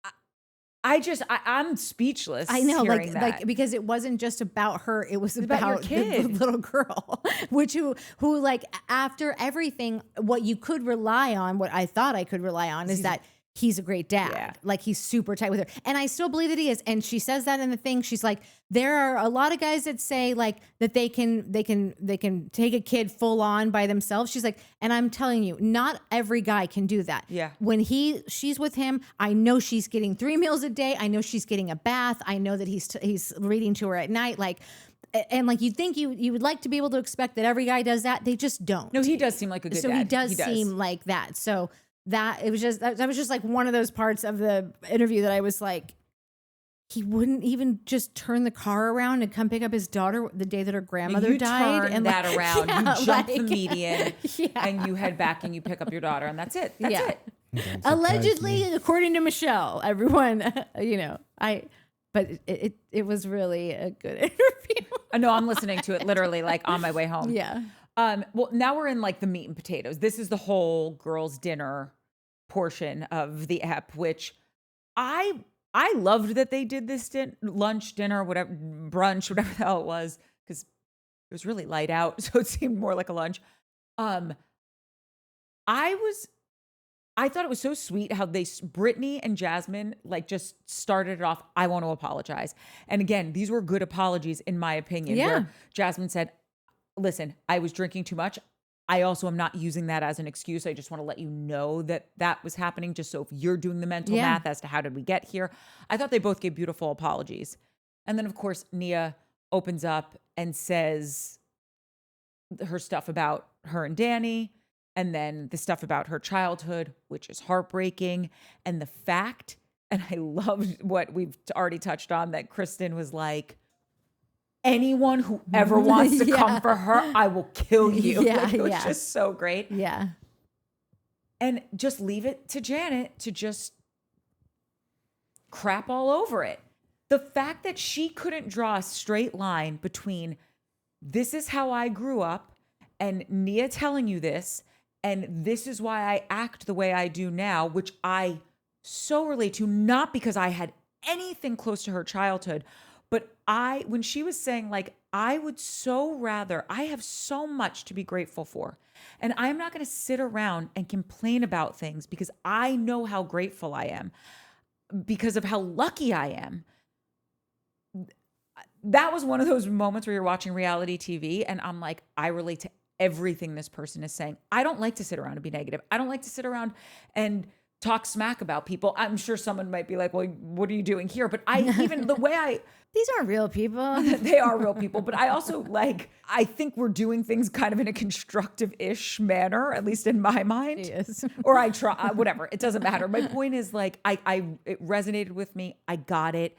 And she's saying, I grew up it was so tough to experience life through this lens. And I know what bad is. So if I got through that, I'm good. And I don't want to go back there. I don't want to be negative about anything. It's not cancer. I'm not homeless. I'm not trading cans that I've picked out of a garbage can to pay my rent. I have 3, now almost 4 beautiful, healthy children. My husband loves me. Are we perfect? No relationship is, but we're working through it. Like, I don't want to sit here and just complain about things all day. That's not how I want to spend my time. Yeah. And the fact that Janet couldn't get that tells you more about Janet than you ever needed to know. Because Janet does want to sit there and complain. I thought she was so shady. Like, she was so strategic. Janet. Yeah. Yeah. She let the girls bring it up and then kind of like acted like that. Okay, they've said what they apologized and said what they had to say. Then lets Nia tell her entire story about that. She saves that nugget about, the pantry and how I was uncomfortable. I was trapped in a pantry. And then on Watch What Happens Live, she goes on to say, he took 3 swallows, like, of warm tequila, not from a refrigerator, warm room temperature tequila, like every single detail you could possibly find, which was pathetic because it's like, okay, drink, gives a shit. But the way it was just reaching. And again, the audience tracks her, so it's nothing to get all up in arms about, but like, watching her is like, oh my God, you are the worst at this. And you've had so much training. It's so sad. But so the way that she saved that as if it was going to be like a gotcha bomb drop moment, you know, Yeah. and the way Nia handled it, oh yeah, like she did not react, she didn't do she didn't take the anything. bait. So I don't know if you remember this. It was in the preview for this episode, but they took it out. She says, I went to Al-Anon. I know that Brittany's gone to Al-Anon. And like, I think she said some specific things about Al-Anon, which is an anonymous club. And she said it again in the Watch What Happens Live, the live version, which I don't see because we're here, which they had to edit out too. They've had to edit out all of her Al-Anon speak because she's talking about an anonymous club of alcoholics and supporters of said individuals. Yeah. And she just is such a piece of trash. I also think that Andy doesn't like her the way that, like, you'll tell me when you watch it. Like, it just seemed like and then she brought him a piece of gossip. So, and then Andy's like, what? So I feel like it was like, she knows that Andy's like never probably just like, Janet's here or whatever. But I did have a moment where, like, at the end, I could just kind of see it in her face. She was being very humble by the end of it. And I felt like she's probably like, oh my God, America hates me. And like, you can feel for anybody. I mean, even just when we get a slew of bad comments calling me an asshole or annoying or whatever, I get like, you know, imagine if you're on live National television. And the fucking polls are 95%. You're an F you. asshole. Yeah, no, that's rough. I do feel for her with that. No, totally. I did not. I know. And I don't, but like, I hope that it brings her is like how I want everybody to just rail into Jesse Solomon at the Summer House reunion, because I think it's the only way people like that change. It's like, you have to get your lashings or like you just continue on. Yeah, because she's just not getting it. Like when she sat at that table and said, you know, I was in an abusive or not abusive. I was in a relationship with someone who, you know, really, they were an addict. Whatever. She was telling this and Nia said, whoa, Miss Lippy. Like, yeah, let's slow your roll on this. You saying that my husband is an addict is a bridge too far, basically. Oh, and yeah. then And right away, she didn't let her go for a second. As she should. Yeah, Yes, no. and she nailed it. Yeah. And then in her confessional, Janet goes, oh, excuse me. I'm so sorry that I was comparing my experience to Nia's perfect marriage. And it's like, God, you really don't get it, Janet. That's not what she was saying. She's saying, you don't get to diagnose my husband. That's what she was saying in that moment. Yeah. You can have your experience and it's valid. If you say this is what happened, all right, I'll believe you. But these are not two parallel things that you're talking about. My husband is not, you know, or at least as we know their relationship, he's not at home getting hammered while he's watching the kids and doing all of this stuff. Like, just, it's not. We all share our own experiences to relate to people. This was a bad share. Yeah. It didn't line up. No, it totally didn't. It was totally obvious. She has no idea how transparent she is. I'm so grateful that she is so transparent, because it would suck having to wonder. Like I said, the closest I ever have to wondering is like, because they were asking her husband, like, Andy asked her husband, like, why do you think this happens to her? Or like, or do you think that. Why do you love her? He didn't Andy say said that. Basically. He said, like, what, like, do you think she deserves like what she's getting out from our audience or whatever? And he said, no, I think that she's like the most honest person. She always does what she thinks is right. And I think that people take that the wrong way or something. And I'm like, do you really believe that? Everything she thinks is right is wrong. Yeah. So like, I believe that she thinks she's doing the right thing. Yeah. But that's the wrong thing. Yeah. Just because you think it's right doesn't make it right. Totally. If he weren't just so damn pragmatic about everything else, it would be a lot easier to never think twice about any of this. But like, he's just always been so like on the up. Yeah, I don't know. I have no idea, but she's something else. When she did leave the table, when Nia got up and was like, okay, my Uber's here or whatever, and Kristen said it in her interview, like, I believe this pinky promise is going to last not at all, right? Yeah. I just don't understand. This is why I keep getting confused with Jasmine this episode. You could have, this was like the table of, the circle of truths, the trust tree or whatever, right? Like, say that to Nia, because Nia leaves and Jasmine just goes right back into, I'm upset because of this, or like he does have a drinking problem. Whatever. Do you know what I mean? She I was do, saying all this and stuff, and I don't. telling you, I'm going to say it again for the last time. Everything I really had like explanations for all of this, but it all went back to like how production has treated her, which they didn't. It wasn't a flashback. So like I really thought this whole thing was because no one ever really gave this story any of the air or the oxygen that it rightfully deserved. They didn't. Like they didn't. You're still right. Like the 30-second apology at the white party that we saw was not enough oxygen. Like, so you're not wrong. Like everything we've seen has been a flashback of that, him being like, that is not in my character. I am so sorry.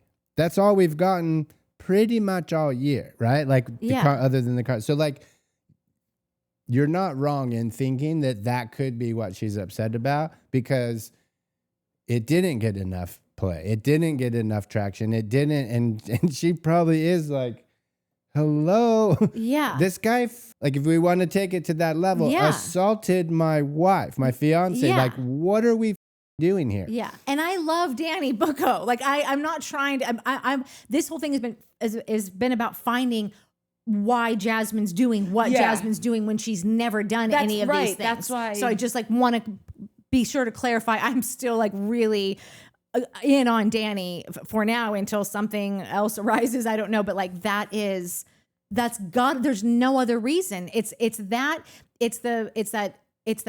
seems like he is getting out of it and nobody wants to call him an alcoholic. She's clearly going around it. She's clearly seen him in a mode where she doesn't know what to call it. It's really just a bad relationship with alcohol. It's not alcoholism.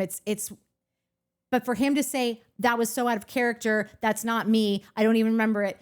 And then like everybody lets him off the hook for it, which again, I'm not saying that they shouldn't have. If that's a first offense and he doesn't remember it, he's calling everyone to apologize. And like what else can he possibly do? He said, I am so sorry. Right. He didn't say, I'm so sorry, but right. I was drunk. He said, I am so sorry. It did seem like a genuine apology. Now, granted, she had to bring it up.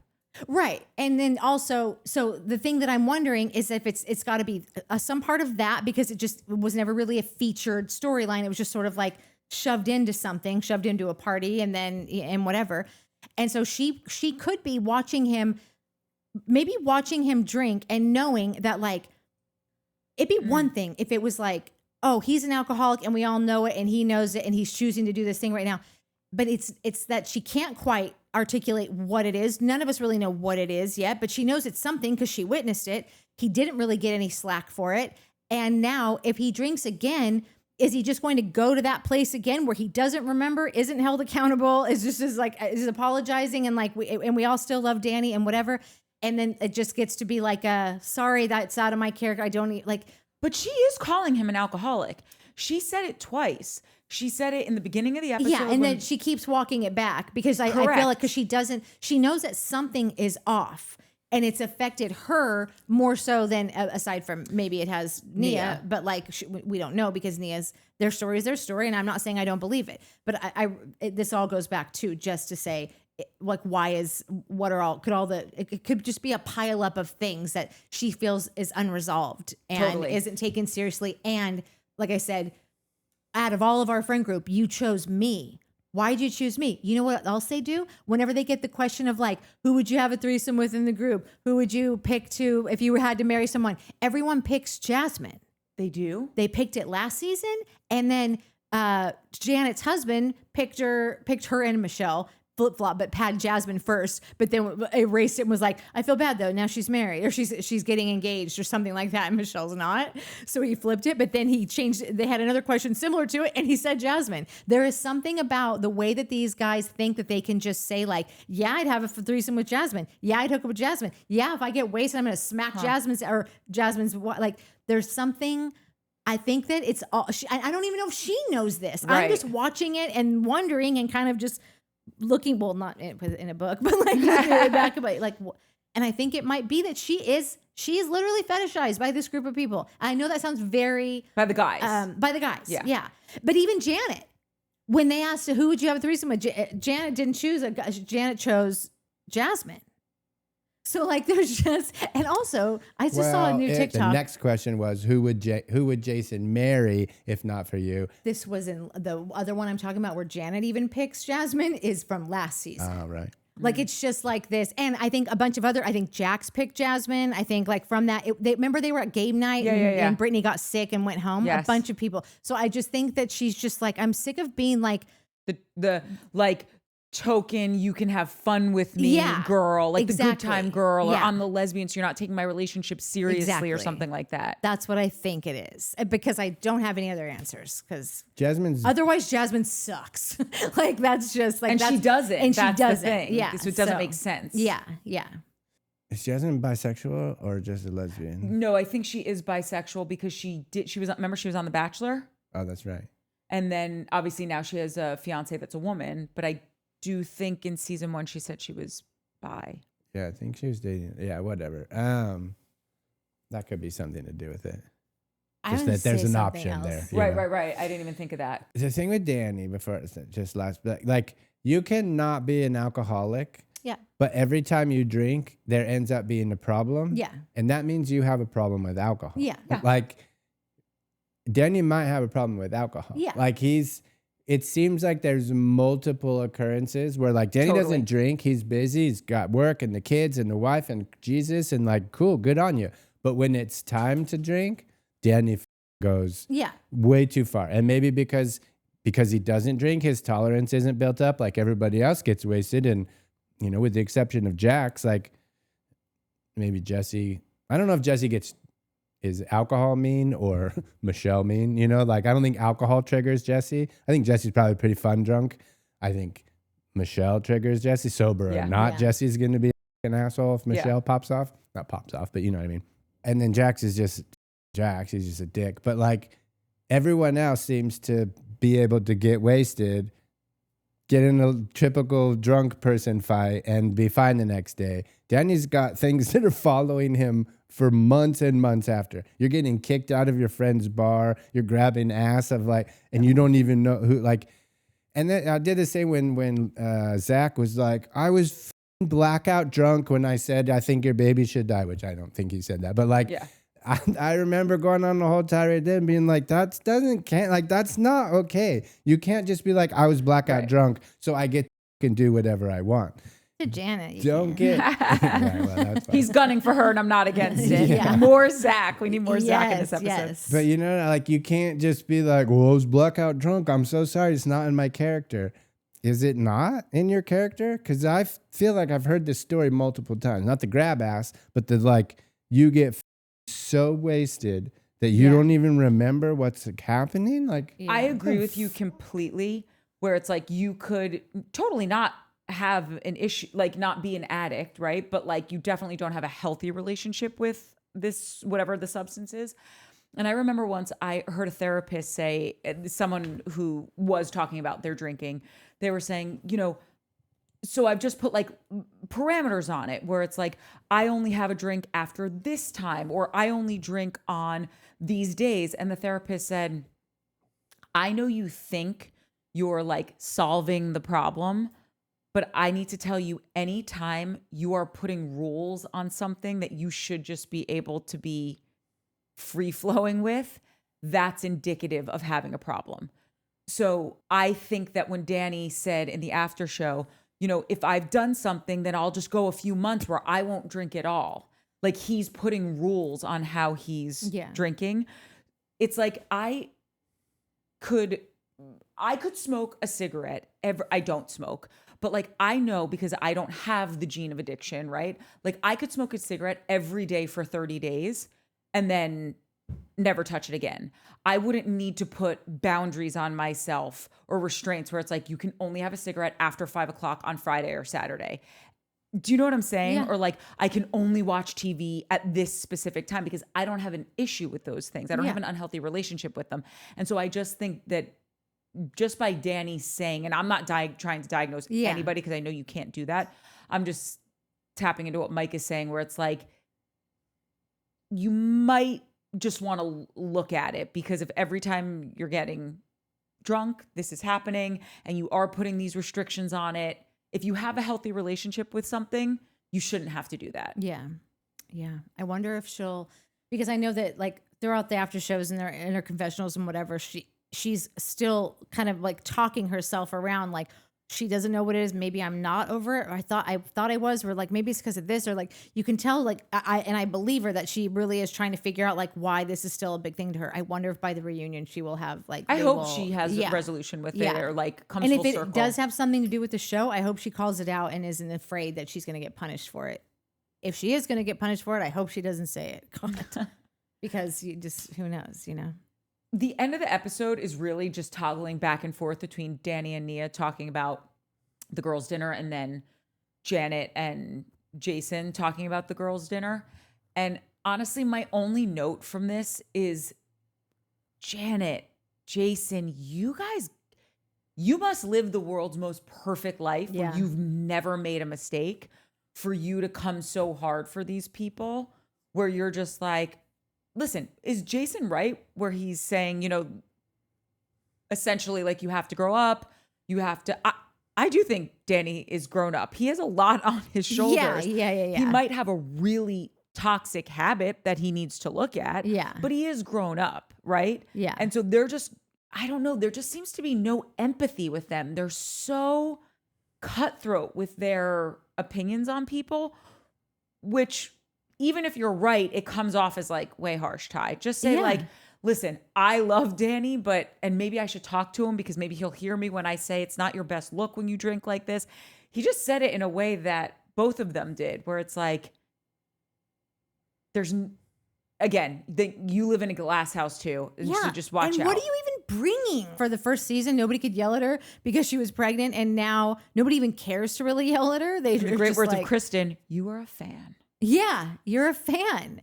And I don't even know what I want for her. I don't either want her to really lean in and be a real villain, and not just like this one who's just like putting little things here and there. And because in the after show, even when Jasmine's saying something, Jasmine starts to say that she thinks that Nia like had that story planned to say or whatever. And what's his name? Zach would not let her like off. He was like, oh, who told you? Who put that in your head? But no, but who put that in? No, but who mentioned that to you? And she was like, I mean, I guess Janet did. Like, so Janet's just going around playing little things. And I'm not saying that. But Zach's like, yeah, I loved that. I loved that.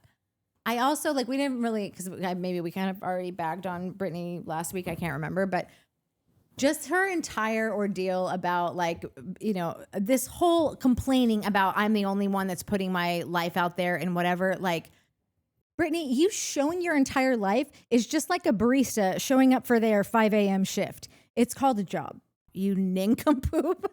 And like a job that you went for 3 years. Like, you pitched this show hard. Like, don't forget about the 6 or so years before that, when she left her boyfriend and her whole entire life to go do this job. A lot of people in comments on TikTok and wherever will compare Janet's story to Brittany's, that she basically found this opportunity and then changed her whole, well, Janet like came looking for it. Brittany might have just like ran into it in Vegas, but then uprooted her whole life and like followed this guy back, and then basically he could do everything but murder her. With Brittany getting so up in arms about all this stuff, in the after show, I felt like Danny really clapped back in a very respectful way when he's like, was there not an episode named after, not like Dark Danny or something like that, but like after that, did I not break down about,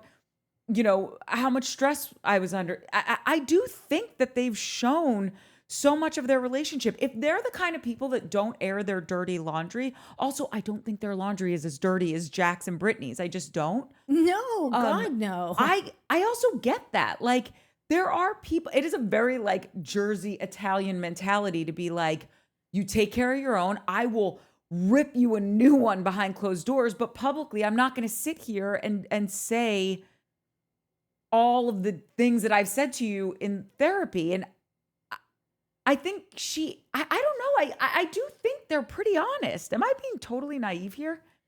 No, that's what I mean. Like, I don't think that, I honestly think that like Brittany's a little like, she thinks it real is her experience, and her entire experience has been an absolute nightmare shit show. But it's hard to feel bad for her when she just sought it out so hard, and everyone told her not the abuse, nothing physical, but like everything else that's happening is all because of every single choice that you made.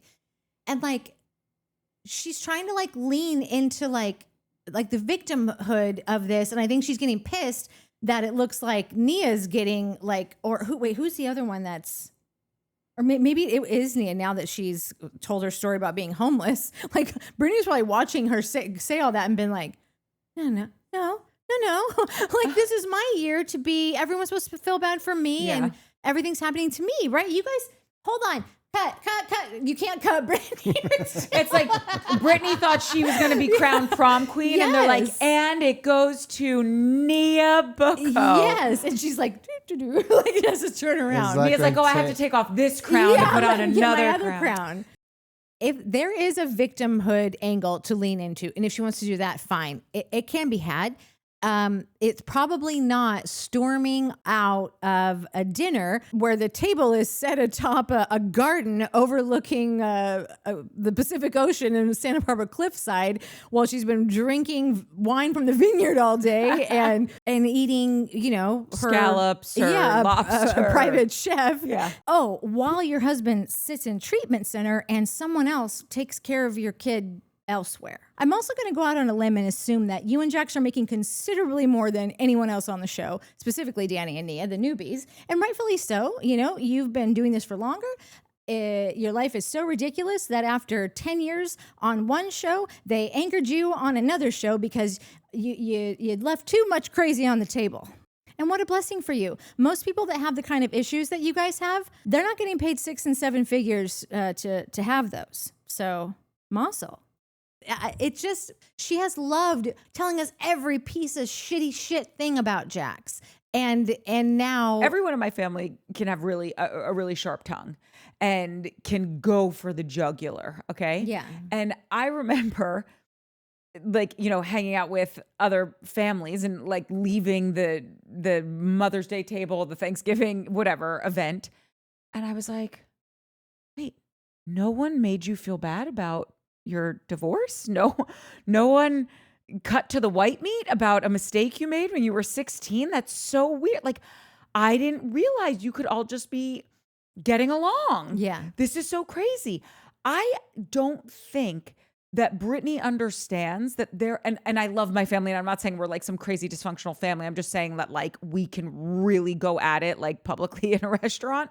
I don't think that Brittany understands that there are couples that communicate in a healthful manner. Yeah. I think she thinks the way her and Jax yell at each other, that it's on the really bad end of the spectrum, but come on, y'all, if we're all being real, everyone really yells like that. And it's like, no, honey, they don't. Yeah. Like the way that Danny and Nia communicate, sure, does it get heated? But they have a toolbox that they have cultivated with their therapist to make sure that when they're talking to each other, they're not tearing each other down, and it's not happening in front of their kids, and they're not raising their voices at each other. And that's part of why I think Brittany gets so crazy, where she's like, you got to show us how you really are. And it's like, no, this is how they really are. She knew she was being filmed when she was like, hey, you listened to your wife when they were on film. I think that is them arguing. Yeah. And I don't think Brittany understands that, because I don't think she understands that. No, that's how, like, people that are healthy, that is how they argue. Yeah, that's exactly what I think too. She has no idea that exists. So yeah. What are those networks that like do the cheerleading shows, or like I wish that somebody would offer Nia her own show where to like show her training Miss USAs. Like and TLC. Like, yes. Like, because I don't think these girls like her. And I love Nia. I know. I love Nia. But even if I'm being really real, Nia is so sweet and so lovely and so everything. I like to be an asshole sometimes and like to do it in the comfort of other assholes. I would not be so comfortable being an asshole in front of Brittany. And this group of girls. In front of Nia. Oh, yeah, in front of Nia. this group of girls is a bunch of assholes. They get paid to be assholes. Right, but I think that they are pretty naturally assholes. Yeah. This show is too dark for her, and she's never going to get in the mud. I just don't.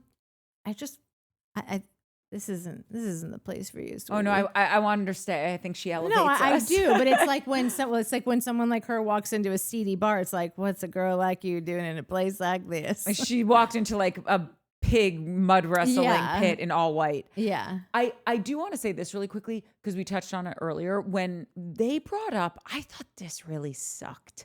When they brought up, oh, you're saying this because now we can't pick on you about her childhood.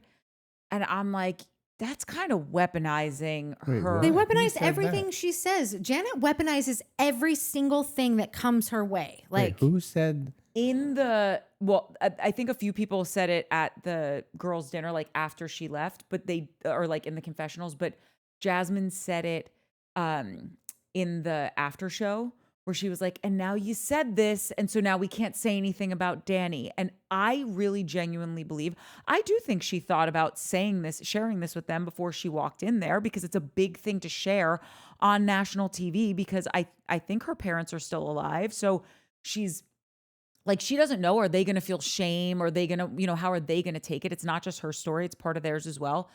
And I just feel that she did think about saying it to them. She wanted to tell them because now maybe you can understand that this is why I act this way. I genuinely believe that Nia said it so that they could understand her better, not so that they would stop attacking her husband. And I just thought it kind of seemed like, I don't know what, like. no, I know. The only reason that I don't put past her the other thing is because I think that she's very sweet and stays above the line, but I also don't think she's stupid. And I think that if anytime you're going to be forced into like using some strategy, you would have to do it when you're in a room full of pigs that are coming for you. Like she's going to say like, whatever I can do to like move past like this thing that's like, now she knows this is going to become a whole episode. We've now centered this whole thing and now we're having a dinner. This could be the second episode. Could be the follow-up. So she's going to try to say anything that's going to shut it down, but it doesn't make it not true. And it doesn't make it not completely relevant.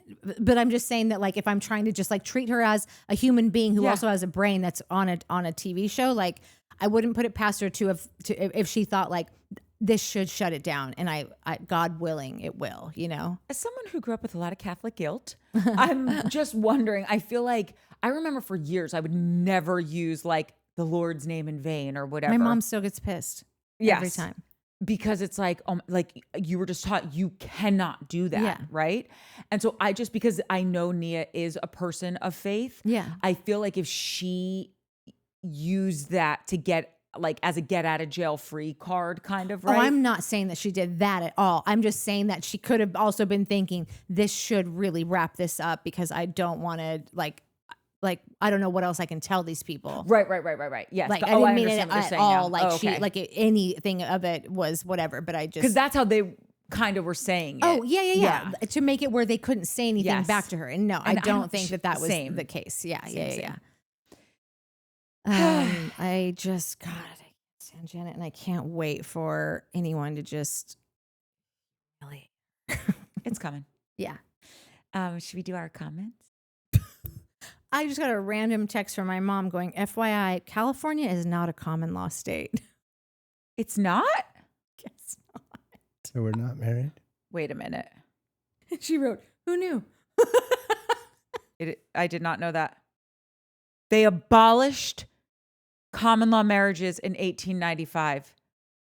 Wow, Bethany. Wow. Well, that's upsetting. Yeah. Okay.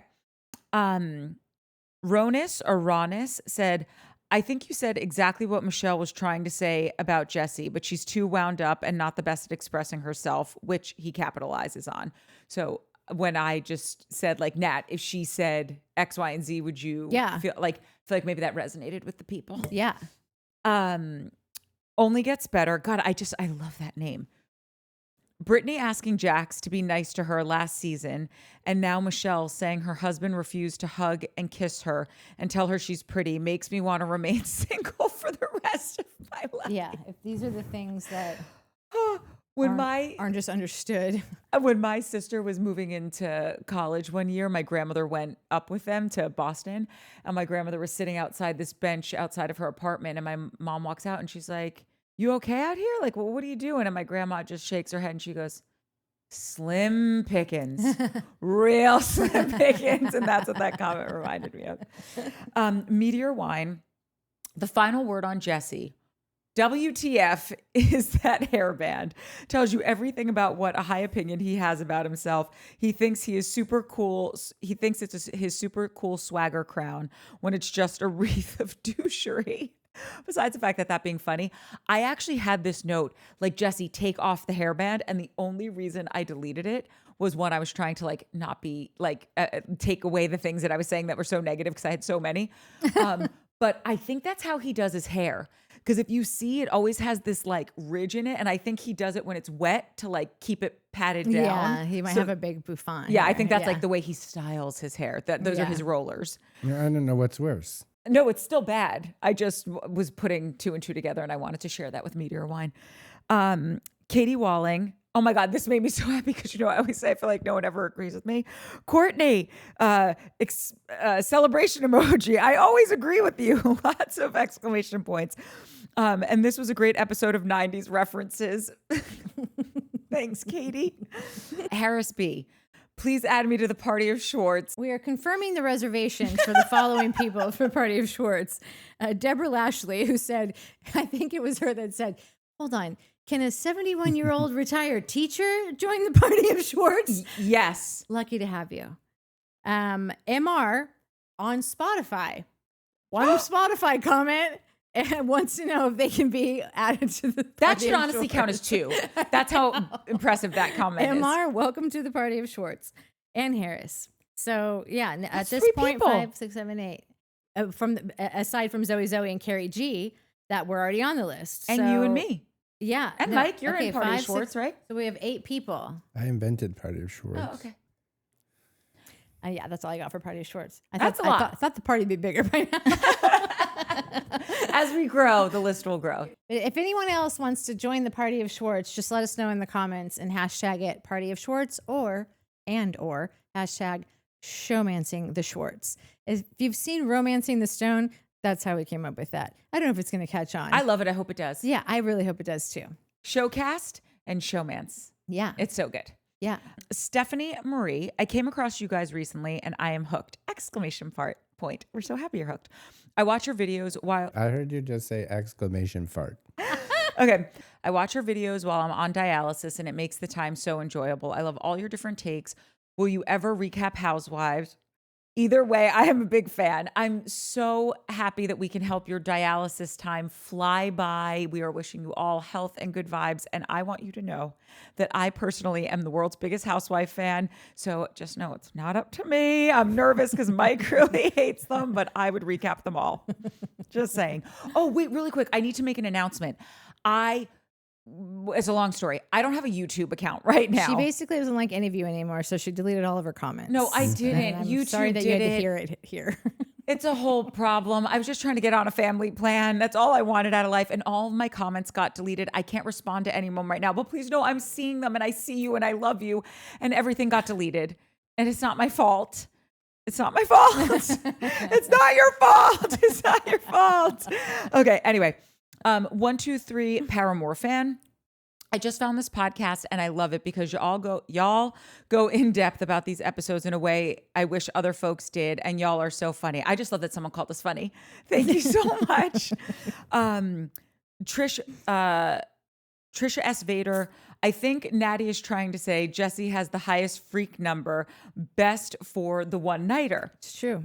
I know that's what you were trying to say. I was trying to reply, but I can't. And I wanted to say, don't you remember when last season Kristen talked about how her and Luke have a whole basket of toys? Sure. I think Luke does. I'm not into toys. I don't know what that says about me. They're not my thing. But also, I just am not attracted to Luke. I just don't find him cute. But he can whittle your wood. I don't know if Jesse can. I also Jesse gives me the ick. No. I understand. And to be clear, this was not about wanting to do like it was gun to your head. Who Fair. are you nailing? And so if that's it, you don't have to hang out with them. You don't have to talk to them. It's just that. Then he just is. Everything else aside, he's the most attractive one on the show to physically to me. Yeah. But I understand. And physically to me, I would gun to my head. I'm picking Luke. Yeah. Yeah. Okay. Jenna Gastineau, I think Britt overreacted about Danny sleeping. They're trying to make something out of nothing. That's how it reads. Yeah, just no, for the not rec. reads. It is. That is what it was. And I give Brittany a little bit of grace because I think she's going through something that I think that she's just like, she's all over the place, up and down, and she's drinking. And so that all, but by the time the dinner got there, she didn't really even care about it anymore. She was almost just like trying to get it over with, like, sorry, can we move on? And then like it just kind of kept going because of other people really wouldn't let it go. But I really don't think that Brittany meant much by it. Aside from just, and I'm so curious if someone just said, yes, we know he's exhausted and he really does. He's the only one who has a second job that he's it'd be coming cool to right if now. anyone could just acknowledge that. It's like, why do they have such a problem acknowledging that this guy's life is harder than every guy on this show? It just is. And so I'm just so curious what would have happened if they said like, we get it. He's super busy, but he's also super drunkies right now. I think Nia would have been like, he totally is. Yeah. I do think she would have said it. Yeah. Shannon Fall. Okay, genuine question. I've been thinking this. Is English Michelle's first language? Sometimes I hear an accent, and if English isn't her first language, it would make sense that she struggles to verbally spar, especially if emotions are running high. Yeah. And I do think that is a very good point, and I've wondered it as well. Because my mom, English is her second language, and she still to this day, even though she's been in this country for years, like she'll still mess up things and whatever. Yeah. Another one from Harris. Courtney, I think it's very Aquarius of us to j'adore an analogy. I love that analogy compilation reel as I need that analogy compilation reel as my ringtone. Natalie's on it. I'm just kidding. Joe Schmo was very impressed that Nat had worked for Marta Kaufman for a while and was talking about how she loves Friends and all this stuff. And she's just said that she is here for Curly's analogies too. So I need all the backing I can get with my analogies. And that was it. And I just like that she called me Curly. I thought that was funny. That was very sweet. It's so cute. When I was the resident waitress on Girlfriends, they were there was this scene where I was going back and forth with one of the gals who they were all the best. I love those women so much. It's doing a revival. Are you going to get us back? Oh my God, I hope so, because it was honestly like the joy of my life to be on like 3 episodes of that show. But so one of the girls was like sparring with me and she goes, oh, the line was, what you gonna do? And she goes, what you gonna do, Curly Sue? I'm like, oh, it's so cute. So when she called me Curly, it was cute. Anyway, go ahead, Mike. You're up to bat. Nat hates my story.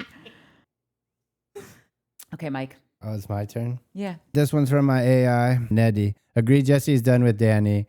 And I don't believe Danny didn't know a camera was still rolling in his face when he spilled the escort tea. So. That's what Nat thought. Yeah, Oh, wait. You just read one against you? What? Yeah. Or did you even It's okay. realize Just keep it? going. Just do a Chiron about what's happening. We don't need an argument this late in the night. Don't Moving on. forget that Nettie you're still thinks you're fucking- wrong. I'm right.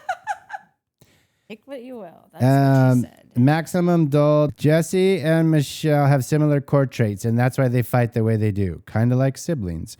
The Valley feels like a satire based on your description of the expectation that you move to the suburbs to live your adult life. So it's a low-key criticism of the nuclear family and the American dream. The most likable character is Kristen. Shocker. Totally. A reformed party girl who has processed her trauma and is having a kid in her 40s with a country boy who is 10 years younger. On balance, the queer relationships are a lot more healthy than the heteronormative. God damn it. Than the heteronormative. It was over anyways. Ones. Yeah, it was over. But Spot yeah, on. Jasmine and Melissa have by far the normalest relationship out of all these Looney Tunes. I do think something I didn't say when we were going. I think Jasmine gets peer pressured, like because Jasmine will pipe off about some shit, and I'm always like, I get the feeling you don't want to be saying any of this. Like you're just you're a peer, you got peer pressured into like, Your friends are jumping off a yeah, bridge. so You like gotta I'm jump gonna off go one too. Like that's the Yeah. vibe I get from her sometimes. And without that, then I'm like, yeah, you two are, you don't like I've always said, I need somebody to like, I need friends, or I need the show to be about friends. And then in order for me to stick around, like with the Bachelors and all that, like I need one person on the show to seem like they don't belong there. Like that they're not, they're too normal. They're just a regular person. You don't belong on a crazy ass reality show. And that's Jasmine for me. Jasmine is my person on this Normie. show. Yeah.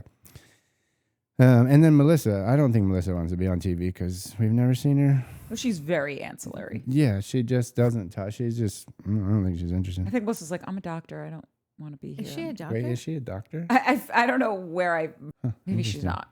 I could be making that up. I could have sworn, or something in the medical field.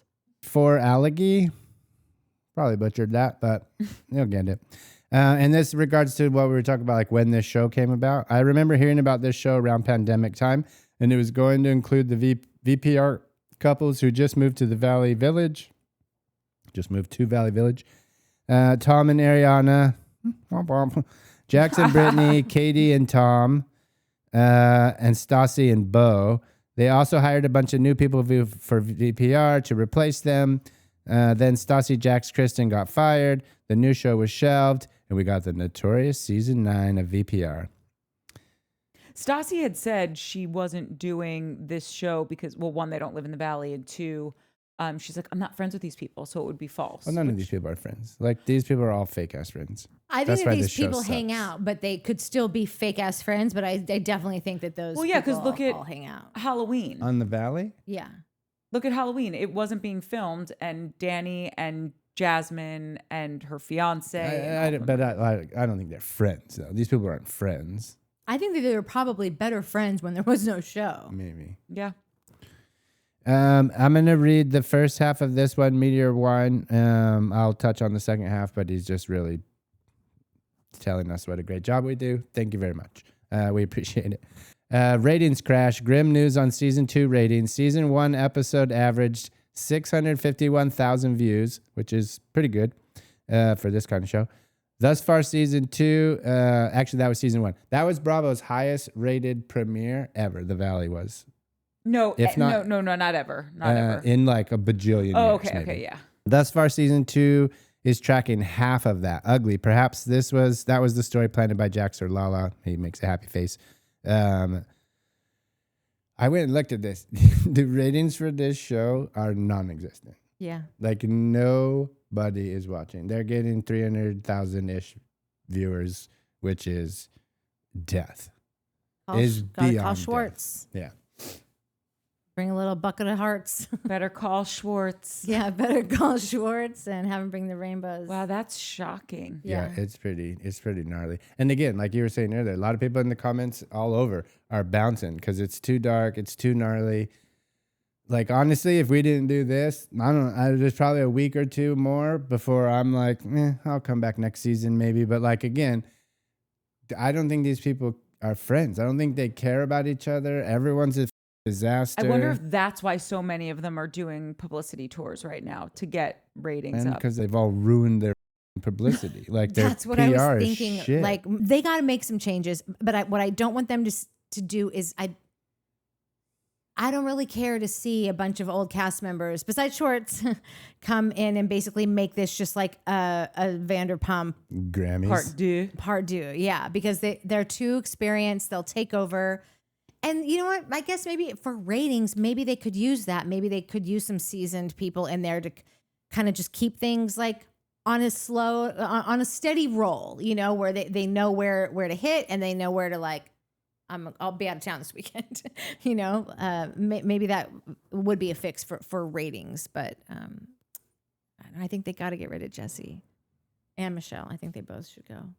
If Jesse and Michelle go, Yeah, you can't. Nia and Danny go because we don't think Nia's for TV and like they should go do something else. I just mean that the show about the darkness, I think if you slice Jesse out, I think that you really are, because Jesse, I think like Jax is crazy, But Jax is almost like comical how crazy and dumb he's Because you don't take him seriously at you all. don't take him seriously. You don't believe a word that he says. Jesse has people questioning their own sanity, and I think that that's what people aren't enjoying. I know it's a hot take because he is like a great entertainer, but I don't think he's letting anybody feel good. This is like not good feeling TV. I say it all the time. You can love to hate someone, Yeah. but when you hate to hate them, that's when we're in Problemville. Yeah. Like he's making it where like you got to ask like, why is this life coach here? Oh, it's just because he wanted to basically say in another way, get someone else to say Michelle had an affair for 2 years. That's all that was, I think, is to have somebody else say that out loud and be like, the life coach said it. Yeah. I'm a conspirator. Like I enjoy doing that. I'm not enjoying it with him because I think he's so untrustworthy and too you know good who's the at perfect this. example of this? It's Vicky Gunvalson from OC. You love to hate her. Like, who brings a family van for 9 people? Yeah. Right? Like all of that. It's funny. She's wacky, whatever. Yeah. And then when she starts dating someone who fakes cancer, you're like, whoa. This was all fun and games until somebody lost an eye. Yeah, Like yeah. what is happening? And I think like Jesse turned it a little dark for us. Yeah. Yeah. Dolores Stulis. First season Build-A-Bear. Thanks, that's catching on. Said she was not in love with him, but married him anyway. Their marriage was doomed from the beginning.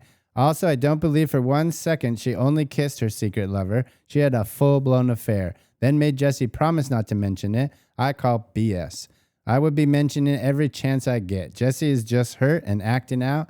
These two need to stop working together and have time to heal. I experienced being left after 21 years. Don't want to get into details, but they will get through this. They need time apart to do this. Again, like I'll say it till the day we stop doing this show. Like that was my one thing with Michelle. It's like you knew what you were signing up for, and then the working together. I was like 1 bagillion%. These two should not be working together. Like I would feel weird as a customer. Like you could just feel the tension if you were trying to buy a house, and they're like, oh well, this is a client that we had before, so we're keeping them. They don't work together. I think she means on the show because they split up the real estate team. I thought the clients they had before they still keep. Individually, they're not working. They split up as a team at the end of last season. Well, yeah. Regardless, they But I should think not be working together working on the show, together. Yeah. Which, if Natalie got her way, fired Jesse. He's been fun. It's no more. 22LA22 says Brittany wants to be the biggest and only victim of the group. Have another, Brit. Team Nia. Woo! I said what I said. 123 Paramore fan says you probably would die. You're not wrong. And I think it's from me saying I'd sooner die than nail Chad. And I said you probably would die because who knows what he has. Yeah. Cooties. Toxic cooties. Carrie G totally wants to be a part of the hottest list in Hollywood, Party of Schwartz. You've been added. I think I added you. I think you might have also requested a Party of Schwartz in Summer House. And I just want to say, I love the enthusiasm. And everyone, I need that kind of enthusiasm from everyone. Yeah. If you want to get on the hottest ticket in town, Party of Schwartz. Cubby says, I totally am with Mike / Mark on the Danny in the pantry theory, but can we please take it one more step further and address something? Why did Danny have to close the pantry door when he went in? He did. I rewatched it. So did I. Especially if all he was supposedly going to do was grab a White Claw. And no wonder it made Janet / Karen feel weird. He's going in behind her, closing the door and chugging the tequila. It's so sus. And I think he fibbed on Watch What Happens Live. I think he did too. I just don't think that Janet / Karen gets weird about anything. I think she saw it as a gift from the baby Jesus that she would be able to use for the rest of the season. And so I just I'm with you on all of that. Yeah. What was he lying about? He said that the door kind of, it sounded like he was trying to say that the door kind of closed behind him. He said that he closed the door because he knew that if anyone saw him drinking, that there would be a thing. Like he didn't trust any of them. Yeah. That's what he said on the after show. So then he was trying to sneak a drink. He didn't just go in for a White Claw. But this is why it doesn't totally make sense I don't to me. care. They're partying. Everybody there was schnockered hammered. So I don't know why we have to make such a big deal about him going in and chugging some tequila. Like, But also, if he was trying to hide it, why would he do it in front of Janet? That's what I mean. I think that, like, have you ever gone to do something and not realizing somebody was there, but then like once they are, you're already reaching, and it's like you can either be like, oh yeah, and then you shit. leave. Yeah, but it's more obvious if you're already going for the jug, you've already closed the door and you're going for it, and then Janet's just standing there. You wouldn't go, oh, okay, bye. Like I just. But the thing that sus to me is like, oh, you were going in for a White Claw, and then you closed the door because you didn't want anyone to, like, you walked in for a White Claw. You saw the tequila, you're going to take a shot. You closed the door because you didn't want anyone to give you guff. Fine. There's one person that was going to give you guff. And she's standing right next to you. Lady's standing in front of you, dude. So, like, all of that. Don't take the tequila right then. Just go get your White Claw and leave and go back in there. So, right. like, it all is a little shady and strange, and I think Danny does have an alcohol problem. He has something. He has a relationship that you should look at. That is questionable. If this one thing hadn't happened, I just don't think I would have ever cared about how drunk Danny ever got had he not grabbed Jasmine's fiance's But that 100%, because everyone else gets that wasted. Nobody else is out grabbing ass. Jesse that doesn't belong to them. And he doesn't do that. And I'm the last person to defend Jesse, but like, Jesse's not. He grabbed Kristen's nipple and then said he didn't remember it. He said, that's not something I would do, and I don't remember that happening. Luke's like, well, it did happen, so let's just move past that right now. And then he also laid across everyone and put his head in Zach's lap on the bus. Oh, yeah. Sorry, I'm taking that back. I'm rolling it back. Harris has a comment about that. Yeah, that was a funny comment by Harris. I hope you can find it. Deborah Lashley says, I've been watching Bravo since the first New York season. Found Bravo during a sleep test for apnea, and I couldn't sleep. Turned on the TV and found my new favorite show. I admit I have been happy, sad, disappointed, overjoyed, disgusted, etc. for what seems like a lifetime. I've always been torn between thinking this was all true life or totally a bunch of actors with scripts. I just started watching The Valley. After the last 2 weeks, I was very upset and actually totally creeped out. I decided to save my sanity and stop watching. Thanks for this week. So Deborah Lashley's out on The Valley, but she's still on Party of Schwartz. She's out on The Valley, but in on us, which I'm fine with, honestly. Yeah. We'll take the ratings. Oh, and she says, I honestly only watch you guys and one other guy. What guy? That's all. That's you it. You can see other people right now. As long as you keep seeing us. Gaga says, I think Jesse is a modern day Professor Henry Higgins. Do we know who that is? I do not. Character in a movie. I replied to her, like, it's interesting that the more we do this, like, the more we're like, oh, he reminds me, this reality star reminds me of a fictional character. Yeah. It always reminds me, oh, right, these are stories. They are casted. Yeah. We are looking for characters. We cast characters to tell the story we want to, like, oh, yeah, it's a reality show. It is, but it is also a story with characters. And that's why it's so easy. There's a casting department for everything. Okay, this is what I was going to read earlier about Harris, and then I don't know why, I forgot, and we moved on. Harris says, if Michelle could put on a honey t-shirt and stand there and sample niche honey like she works at Erewhon, that I'd like to think she definitely had an emotional affair with Aaron, and he might be in game. But I saw online that they were at a red carpet event, and he was so hammered that he was escorted off the carpet. Maybe she has a type. Whoa. One more drunkie added to the Valley. Wow, that's surprising. He also says Jesse was way too comfortable laying his head on Zach's dong on the party bus. Zach reacted correctly, being so uncomfortable, but can we just ask ourselves, why did Jesse seem so comfortable laying his head in a man's bulging lap? I know he was schnockered, and he's clearly, and he's cleared up who the gay man is who sends him the money, but it makes you wonder. I wouldn't be shocked if Jay Laws was a little fruity, and we don't want him. When Jesse said the gays don't want you, I know. So good. This is so cute. Also from Harris, Nat, I so get the gun to your head, who are you shagging answer. Personally, Jesse Lally is the only objectively handsome guy on the show to me, but his My Shit Smells Like Neroli Portofino by Tom Ford, larger than life personality, makes him so gross to me. So as a gay man, my next answer would be Zach, who I don't think is cute, but I've done worse. And then it would be Nia after a few pumptinis. That was so cute. That's adorable. Johnny Smile says, Daddy is a drunk. Jesse is a wine enthusiast. Hashtag Team Jesse. Johnny, I'm so sorry that I'm jumping ship. It's Johnny, a we sad still love day. you, but I know. We love you, just not Jesse. He says Jesse was definitely on something else by the end of that episode. Hashtag Team Jesse. oh, he had to have taken some edibles. He's ride or die. Yeah. I respect Listen, that. stand for nothing, fall for anything. That's what I always say. Joe Schmo says, my favorite dude, I think she's talking about you because you're the only dude. I'd take one to the noggin because you said, if a gun to my head. Yeah, shoot me. Yes, do shoot you. That exchange made me LOL and disturb my dogs. Sorry, Peppers. Did you already read Julie Brown's? I am not Julie Brown. No, but she goes, I am a Julie Brown, but not the.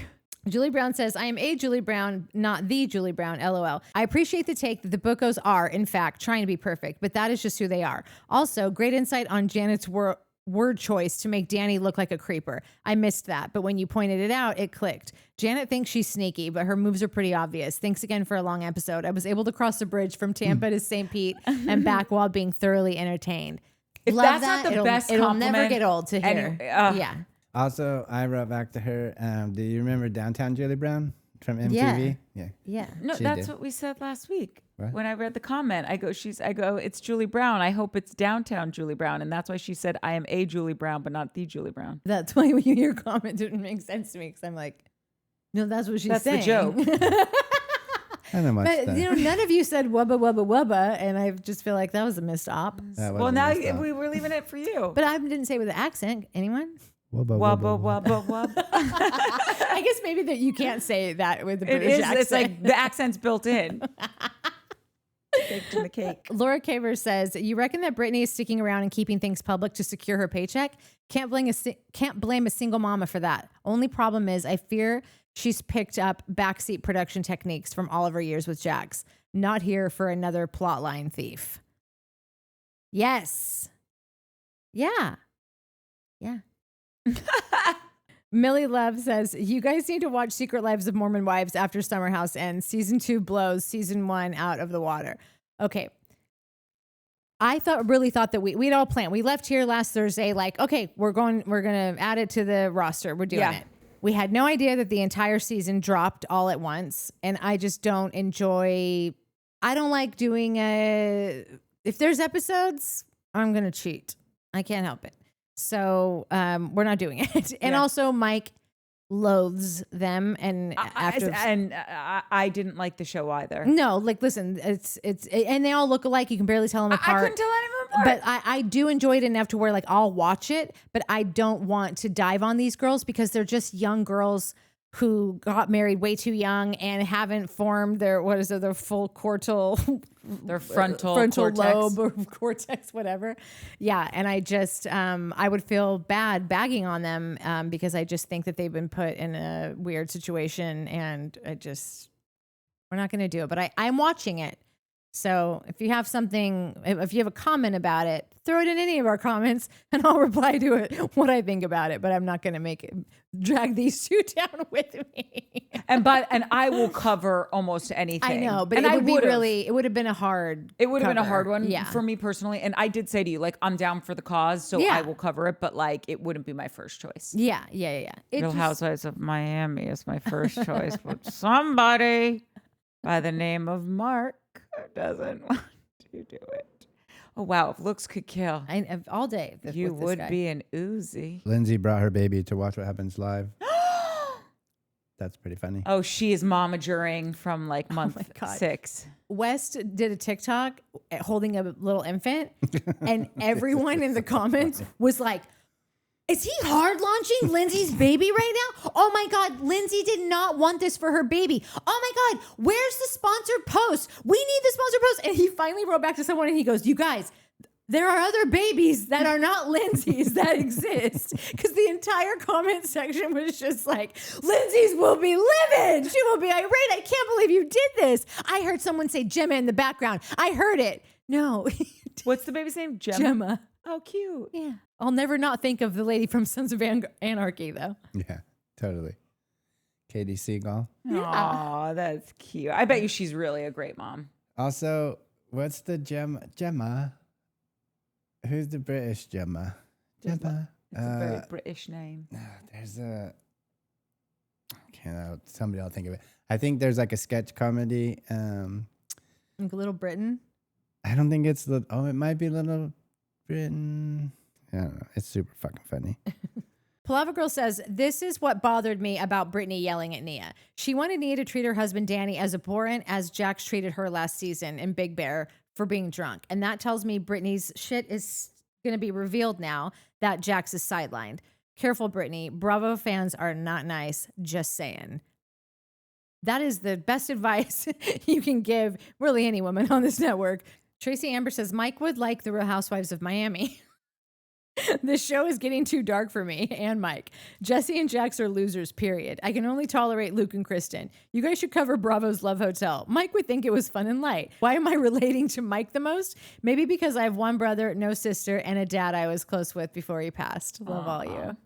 Dads are the best. Love Hotel is adorable. Yeah, Love it Hotel totally is good. is. We watched like 1 or 2 episodes. It was super cute. It was like way cuter than we thought it was going to be. Yeah, totally. I was like, well, this is going to be weird. And then Bravo did it it was again. fun. Trisha Vader says, I agree with Mike's take on Jesse 100%. I got the same vibe. He loved Michelle and believes he helped shape right or wrong. I still like Jesse more than Michelle. I think Jesse was trying to cut the tension with the pool humping, but it made everyone cringe. I blame Michelle.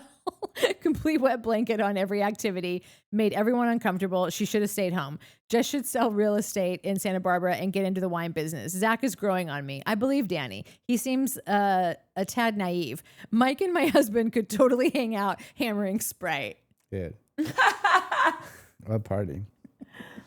I'll party so hard with that dude. Truth for Peace for Freedom says, in this episode's after show, we learned that Zach has fanboys called Lego heads, and he's an East Coast bitch from Kentucky. LOL.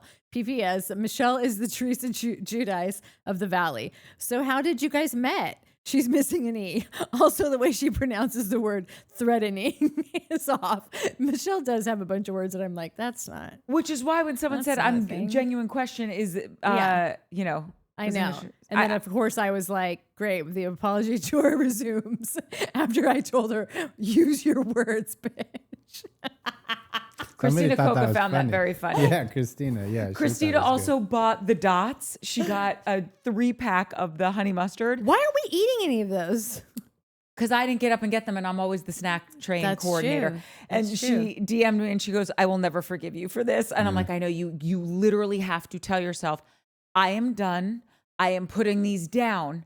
I Amazoned the honey mustard, the original, and the cinnamon sugar to Jimmy, and he texted Cute me. Jimmy Weaver? This is my stepdad, Jimmy.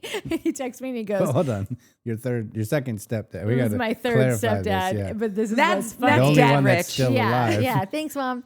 Let's wrap him in some bubble wrap, Yeah, shall so we? he The goes. last one we got. He said, "Thanks for all the pretzels. What's the occasion?" And I go, "You're my only dad left. Who else am I gonna send weird gifts to now?" And he was like, "You're the best." Oh my God, wait a minute. I feel like you have a cutting board for your dad that just passed away that you were going to do. It's still at my house. I know. You could regift it to I Jimmy- know, we cute could Jimmy Scratch it Weaver. out and put Jimmy on No, there. we never engraved. No, but you should. Put Eric and then Jimmy. I'm doing it. Dude, that would be so funny. Oh my God. Jimmy Holy would kick ass. crap. That You know what would be funny. funny about Jimmy would just be like, "Great, it's mine now." Yeah. Like he's so dry and like doesn't give a shit about any of that. Be like, "Okay, great," and he would just take it before you could take it back. Zev Rose says, "I love it when any of the cats come in, like they have something to share." Also, I agree with Mike. Ugh, Zev, this started out so good. I just feel like Jesse keeps bringing up the fact that Michelle is cold. Like he just needs to break her. That's the feeling I get. Love you guys. I just want to say I agree with Courtney is how that should have gone because Courtney's the one who has been saying that he's been doing this. Mike just jumped on the wagon last week But you agree with me. And we love you back for that. via me. And we do love you. Well, that's a wrap. Viv, say something. He's not going to sing for his supper. He knows that. We'll just give it to him. Well, yeah, I was hoping he would sing for Zev, but doesn't care. Viv. You don't care about our fans, foof. Oh, good, you're back. No, Great. she cares about her fans. Typical, the woman working harder. We love you guys. See you for Summer House on Sunday. Ciao, ciao. Yes. I love Summer House. Yeah. Last one. Oh God, why did you just say that? Suck Rude. yourself. Well, that's all.